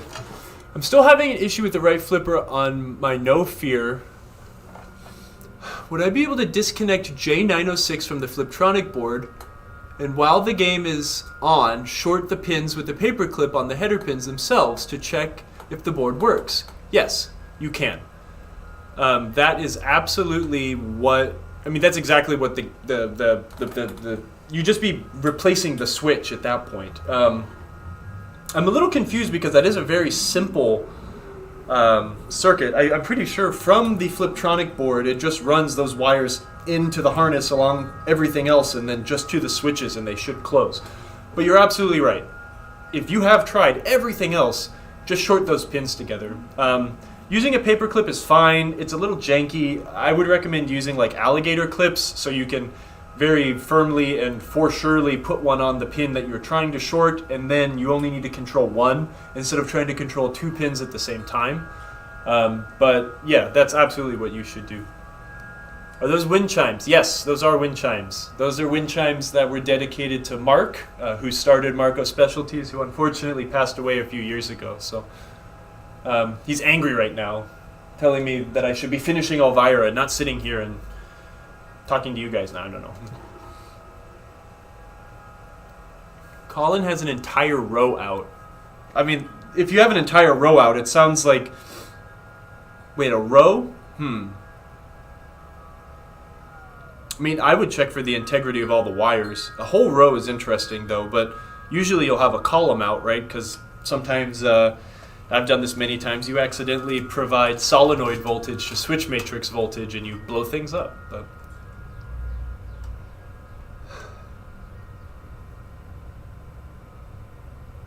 yeah, give it a shot. But if you have alligator clips, try that. And if you're not 100% sure about what I'm talking about, alligator clips are... Oh, look at that. That's like a string of alligator clips. Like these dudes. Just a wire soldered to a clampy boy. And then you can do this and make a chain of them so you can reach really long things. I have so many of these in my toolbox. They're all like tangled together. It looks stupid. When you and Jack hang out, do you just talk shit about how short the rest of us are? Oh yeah, for sure. No. We talk about cool stuff, like how fun pinball is and what we like. Ow! About pinball. I just poked myself with my meter leads. That hurt. Definitely not bullcrap talkers. We're happy people that are not angry ever. Just kidding. I'm putting my tools away here so I don't forget anything. I was supposed to rebuild the flippers on my Deadpool with my wife this weekend, but then we got tied up like drinking wine and like going to Costco or something, so we never did that. But I want to make sure I have all my tools with me because I'd like to do that this weekend with her. Every time I come home now from work, she's playing Deadpool and not working, which is great. The Bozo Zone.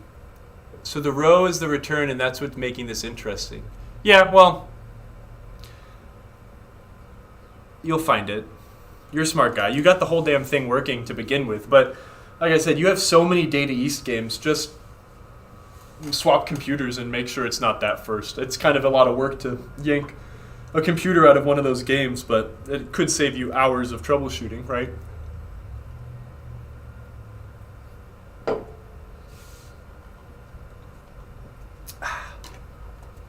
Let's see. I'm trying to see if I forgot any other tools. Ah, yes, a small screwdriver. Yeah, Elvira is going to be a special challenge. It's a fun game to disassemble, though. It's pretty simple. Come on, send more at me. I got answers. Got life advice? I can give you bad life advice. I've made a lot of bad decisions. And a lot of good decisions. Oh, check this out. Here, we're going to break the fourth wall because Emoto's here. She can't get mad at me. We've got a Weird Al's Museum of Natural Hilarity right there. We're going to be putting that thing together soon. Maybe next week. I don't know. And we'll let's do a deep dive or a bit of a dive into a multimorphic game. They're super cool. they're very unique, and it's been extremely long since I have taken one apart. We've got a bunch of test fixtures that are coming over here. Maybe we'll look at one of those one day. And James Bond Premium is sitting over there, and I'm going to play that before I go home because I really like that game. And okay, back to our regularly scheduled programming. Oh, actually, check this out too. This is kind of funny. This is the lock bar for Elvira. I took it off. And there is definitely a place where a coin used to be. There's a screw stuck in the beer seal. There is a coin. And not only a coin, but a shattered piece of glass stuck to the beer seal. And mold. So this will be getting peeled and replaced. That is disgusting.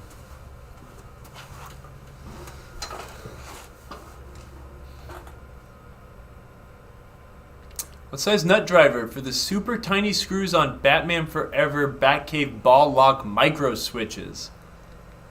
Man, you're being really specific. Oh, they're probably they're the really small black hex head screws. That's a 3/16 nut driver. Generally, or open end wrench, whatever. Either way. Bass tone 18. Have you done any paint touch up on playfields? Any tips? I have done paint touch-ups on playfields, and I do not like doing it, and I don't have any good tips for you. That is not my perfect realm of wheelhouse information that I can give, like information I'm comfortable sharing. But I had, when I got out of high school, I worked with a dude that was a sign painter. So I painted letters and numbers and stuff. So I used a lot of like oil-based like sign enamels. There's a company called One Shot, but again, this is like probably not right. So don't listen to me. Listen to someone who does this. But I have done it before, especially like blacks. Blacks are really easy to touch up, but I'm not great at color matching, and it's just really not my forte. And I also like a nice worn-out pinball game. You know, I like it when they're well loved and you know, etc., etc.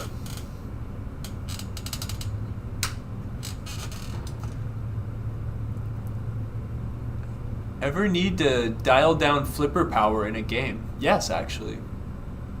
A single drop target causing crazy airballs. Yeah, like, I like, I think I did, like, even, like, in my Kings of Steel right behind me. And I know I did it on my Mars Trek, but, like, flippers that have, like, really, really short, like, targets that they need to reach, a lot of times, like, I'll just open the end of stroke switch up a lot. So you'll just purposefully adjust it poorly so the flipper will be weak. It's, like, part of the design in Mars Trek, but, like, if the flipper's really powerful and you miss, you'll just flip the ball out the left out lane. So, like, I've purposely made it weaker.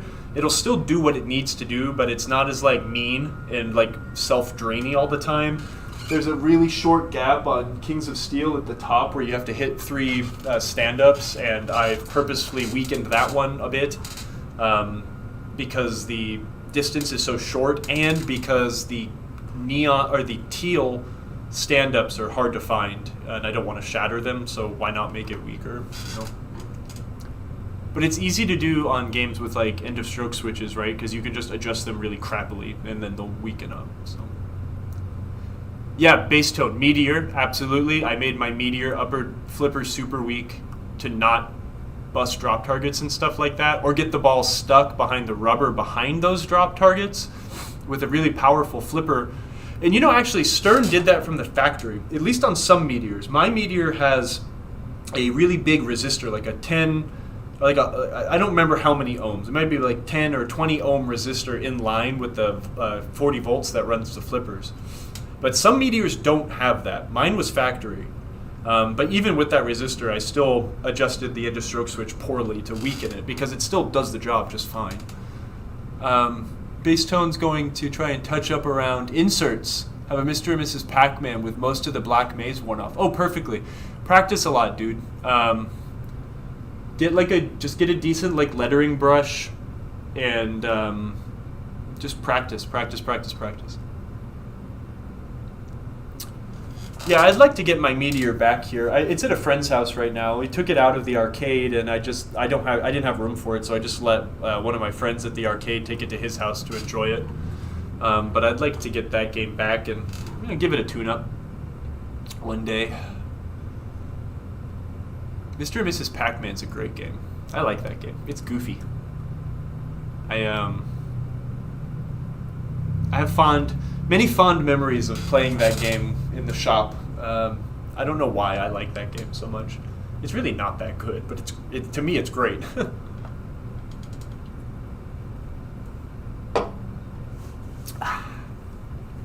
Yeah, like a decent lettering brush. Painting a circle is hard. Have you tried like a Sharpie? It might not be the right thickness or might even not match the color perfectly, but I don't know. It's like a thin line to me between making something like look marginally better, but like be like distracting or annoying in another way by trying to fix that problem, if that makes sense, you know? I don't know. There you go. Get a maze overlay. That's one way to do it as well. Then you just run the gambit of hoping that the colors of the maze overlay match like the fading of your cabinet that already, or playfield that already exists, you know? Colin, here we go, asking for some real life advice, not pinball. So if you had a choice, triple IPA, double, two-hearted, hop slam, a candied pecan stout, or all of them. This is a thirsty Thursday. All of them. But honestly, right now, I'd probably drink some hop slam. I really like hop slam. Maybe have that candied pecan stout after dinner, you know?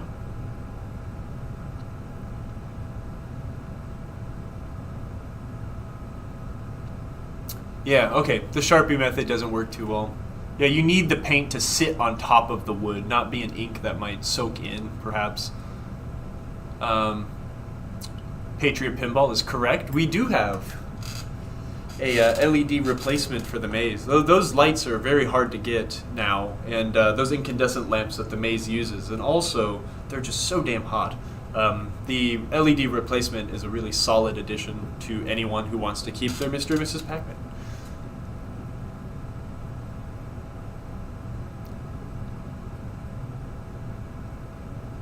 Yeah, I don't know anything about overlays either, but I'll tell you, like, buying an overlay relies on the person who put that together to be a graphic designer that paid attention, right? Like matching fonts, matching kerning, colors, stuff like that. It's like, it's never going to be as good as an original.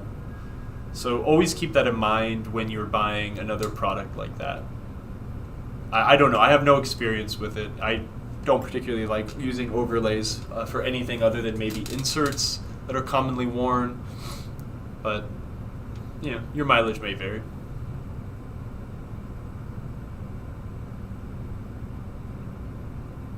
Oh, excellent. Good old Mr. and Mrs. Pac-Man. It's been a long time since I've played one of those. Slow, skill shot ahead. What a weird game. Who like greenlit that one? Huh. I was helping one of my friends work on some boards today for their arcade. We had a F14 board that melted the one of the slingshot transistors. So one of those texts I got earlier was him saying, "Yeah, it works." So that's good. But I think then he sent another really long text afterwards that said that something is still screwed up. So it's always, I'm sure Josh is listening. Hello, Josh. It's always one of those things like, we're about to have a tournament, and oh no, this really broke. So it's time to double down and fix it. So I'm excited to try and help him fix that stuff. So hopefully he can have a nice, successful tournament this weekend. What am I doing this weekend? Probably the same thing I do every weekend. Chill out. Not go to Costco and spend a ton of money again. But I hate answering video game questions, so no, you can't ask them. But no, I'm kidding. Go ahead, ask away. If I can answer it, I'll try to help, my friend. I have to. I do actually. I am going to work on my pinball room. I have more boxes to organize stuff, and I'd really like to get my Xenon like nicely tuned up. Play some. Maybe turn on TNA. Play a little TNA. I haven't played that game in a while. Really enjoying Deadpool. I love having that game at home. It's crazy. It's such a good game. Colin asks if I've ever worked on a Spy Hunter board. I don't know. I know I've worked on Spy Hunter power supplies, but I don't really work on video games because I don't really like working on video games. So I'd always not take those jobs when Chris would offer them to me because I'd rather just do pinball. But ribbon, I know that's like those boards are stacked, right? There's two that are connected with the big ribbon cable. Oh, that's what you just said. I couldn't help you there, mate. I'm sorry. I really don't know. Those are like the really fat ribbon cables too, right? It's not like a really standard like 40 pin or something like that. Here's a question I can answer. Chris on YouTube asks, how do I play pin better? Actually, I can't answer that because I'm terrible. Learn the game. Learn the shots. Learn where your game, where the ball wants to go when you hit it on certain parts of the flipper. Learning how to control the ball is really important. Teach yourself how to nudge. A lot of people don't nudge when they play pinball games. Giving the game some gentle nudges here and there is absolutely and probably the most important part of playing the game better. It is one of the only ways you can influence the ball when it is not on the flippers. So take advantage of every bit you can. Once you've learned where the flippers send the ball, learn the game. Learn the rules. Pay attention. Some games it takes me a while to understand. Even games that I own, I'm still learning new things every once in a while. Like, oh, that's what you do there. Oh, okay. Or this is a good strategy. This is, focus on something. If you don't even play the game, just focus on something. I was playing Xenon the other day at my house, and I was trying to dial in the tube shot. And I just did that. I just made it the entire point of the game to hit the tube shot over and over and over and over again. And do that with every shot on the game. You will be able to hit them without even trying, with your eyes closed even. Nolan is correct. Just watch Keith Elwin. Do exactly as he does. Yes.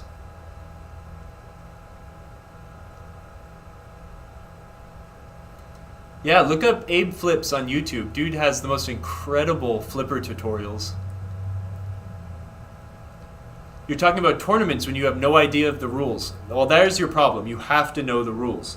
Play every game ever. If you know you're playing a tournament at X Arcade, find out what games they have and go online and watch Bowen play those games. Or whoever, right? And figure out the rules to those games. It is that is absolutely the way to do it.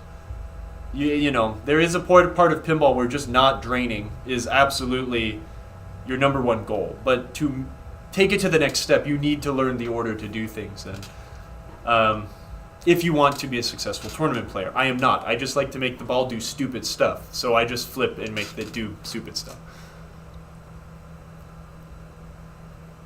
Nolan, that's an interesting drug. It's not pinball unless you tilt it with a table flip. Watch Abe Flips tutorials for sure. Get some good flipper skills for anyone watching this. His YouTube's incredible. Nolan brings up a good point. Got better when you learned to flip about half as much as you used to. Yes. That is interesting. Kind of be zen about it. Like will the ball going exactly where you want and then hit the flipper once. And yeah. But that is one way I've gotten better at games. Is to just really try to make one shot. Just ignore the game and just try to set yourself up and make shots. I got really good at Iron Maiden when I would play that game for an hour after I got off work and just try to do the loop over and over and over and over and over again from that upper left flipper. Xenon, good. Welcome to the Xenon Club, Wild Man. Xenon is my favorite. Xenon is all about hitting that top saucer for the multi-ball. But a good if you can build up your bonus depending on how the game's set up, sure, but hitting the tube is actually quite valuable. That when you build that tube shot value up, I have my Xenon set to save the tube shot value, I think, between balls. So if you can just hit that tube shot over and over and over again and get it like up to whatever the maximum tube shot value is, like, you know, this 50, 80K or something like that, it can be extremely valuable. But the upper saucer is extremely valuable as well because that's how you start your multi-ball. And also the way that game's set up too, with the saucer up top, but also those rollover buttons dropping the drop targets, that is a double whammy, because hitting that and then hopefully hitting a rollover button can knock the drop targets down, which will then help you work towards your bonus and extra ball. So hitting that left spinner orbit is a really valuable shot to learn on that game too. A nice Xenon for sale. No, one does not sell Xenon. Xenon is an incredible game. We all should love Xenon. It's one of my favorites. In fact, I'm going to go fix the spinner on mine when I get home. One of the washers, on Xenon, you have a Bally game, you have a spinner, a wire comes out. There's supposed to be a washer, the wire that attaches to the switch underneath, and then another washer. And one of my washers, either I didn't put it on for some reason, or I don't know how it would have gone missing, but whatever. But the wire would jump off, and then when the spinner will spin, it won't actuate the switch. So I thought that it was something crazy, and then I look at it, it's like, oh, no, it's missing a washer. So I need to do that, and I have a very nice new old stock spinner in my Xenon, so I want to actually put down a piece of Mylar on top of it to protect it so it doesn't ever chip apart. So that'll be one of my plans this weekend, maybe today. Colin has a good question. Well, you better answer it because it's almost time to go, mate. I've got cats to see, and actually I need to take care of my cats because I think my wife is going out with her friends tonight. So more time for video games, maybe drinking some whiskey as well. Why is my night moves blowing the 2 fuses under the playfield to the left? I don't know. What do those fuses do? Gottlieb did some amazing stuff where they like fused every single solenoid, which is fantastic. But maybe you have some diodes falling off. Who knows? Yes, Bowen has some incredible tutorials online. From his Papa days back at the old Papa warehouse.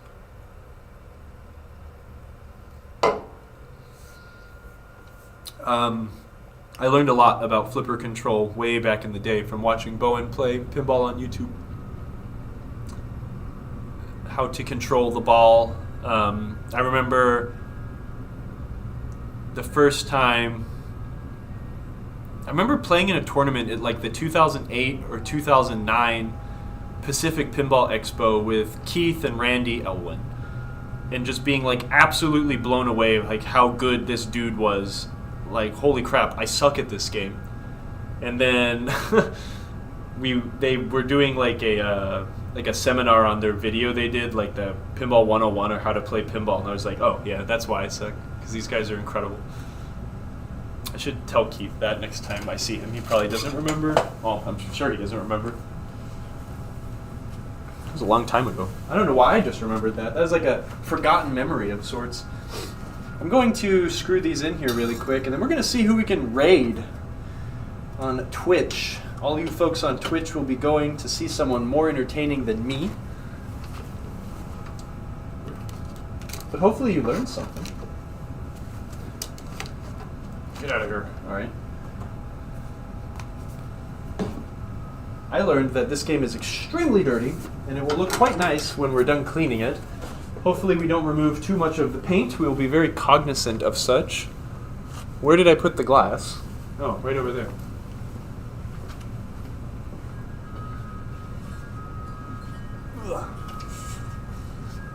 Let's get this glass in this game. Maybe I'll make Emoto clean Elvira. It'll be the Emoto show.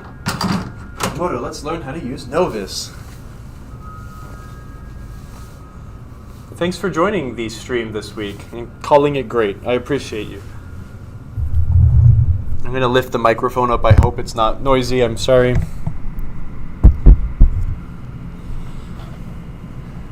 It's hard doing this without a moto.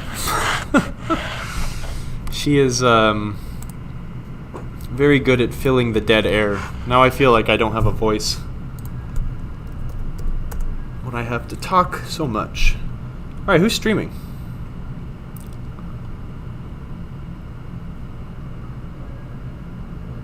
Oh, our buddy Manu is streaming. That's where we're going. We are going to see Manu.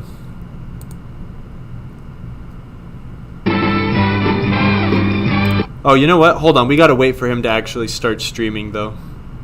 Right now, it's just the holding screen. So once he starts streaming, in 3 minutes... Okay, fine. We'll sit and talk for 3 minutes. All right, everyone. What else we got to talk about? I'm going to go... I don't wonder what I'm going to do with these boogeymen. I think this game will get some new boogeymen. These ones aren't bad, though. They're not petrified like a lot of the boogeymen I've messed around with. We've been asking for a PinTech hot tub stream for months now. You guys don't want to see that. You really do not want to see that. When we go to pinball shows, generally there is a hot tub time, but you don't want to see that. It's fun to try to do board repair in a hot tub. It's like moving around, bubbling and stuff. Type 56762. Thanks, mate. Thank you for joining us and for the kind words. I'm going to sit here and just keep talking for like 2 or 3 more minutes while we wait for Manu to get ready. I don't want to send you guys off to a holding screen. What fun is that? I always try to force this into conversation, but none of you are into it. But it's almost F1 season again.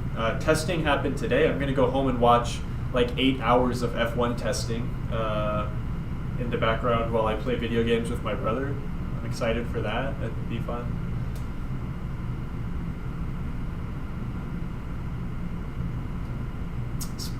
Spunky says, what's the best way to have a third hand to hold wires to coil while soldering under the playfield?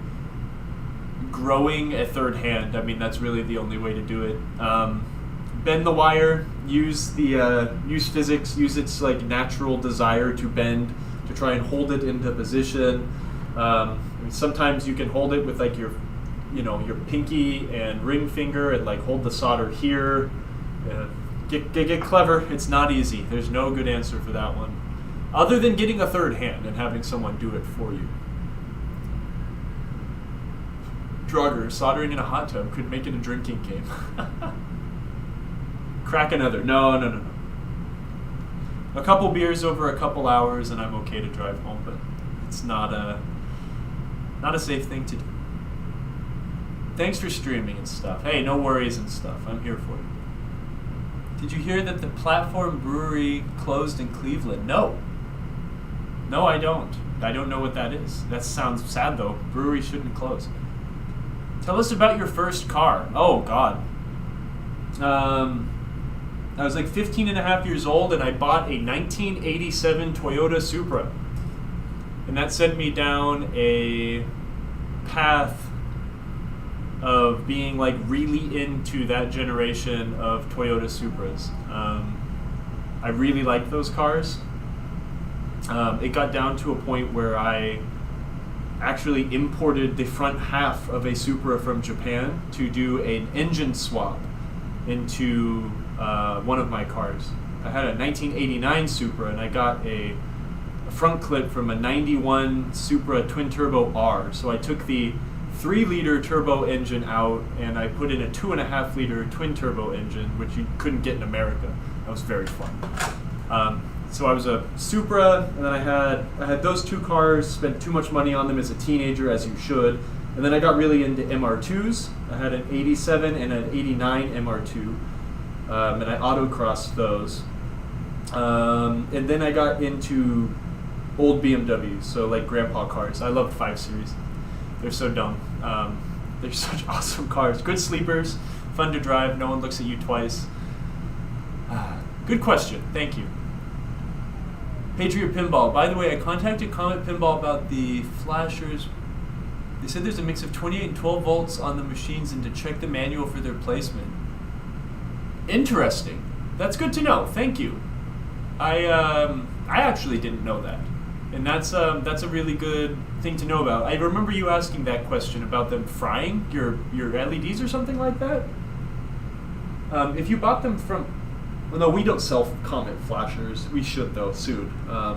But yeah, huh? Thank you. That's something to add to the memory banks. The soft-boiled egg loves the Marco streams. Cheers, mate. I appreciate you. Now I'm reminiscing about cars. I miss cars. I don't know what it is about me, but I'm very sentimental towards things. And I miss those cars. I miss that time, maybe, more so than anything. But I've always had an affinity for cars. I need to really enjoy and like the car that I drive, or else I'll become bored. So, I like my GTI, though. It's a fun car. But I miss those things.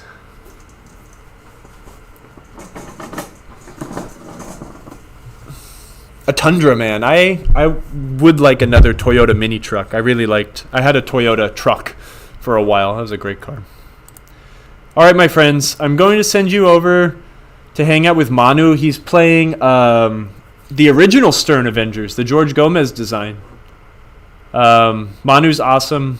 So everyone on Twitch, we are going to raid MPT3K. Everyone on Facebook and YouTube, you are just going to be sent off into the oblivion, the abyss. But otherwise, thank you all for joining me and letting me ramble. You guys are great. And have a fun, warm, safe weekend, my friends. Drink a beer for me. Goodbye.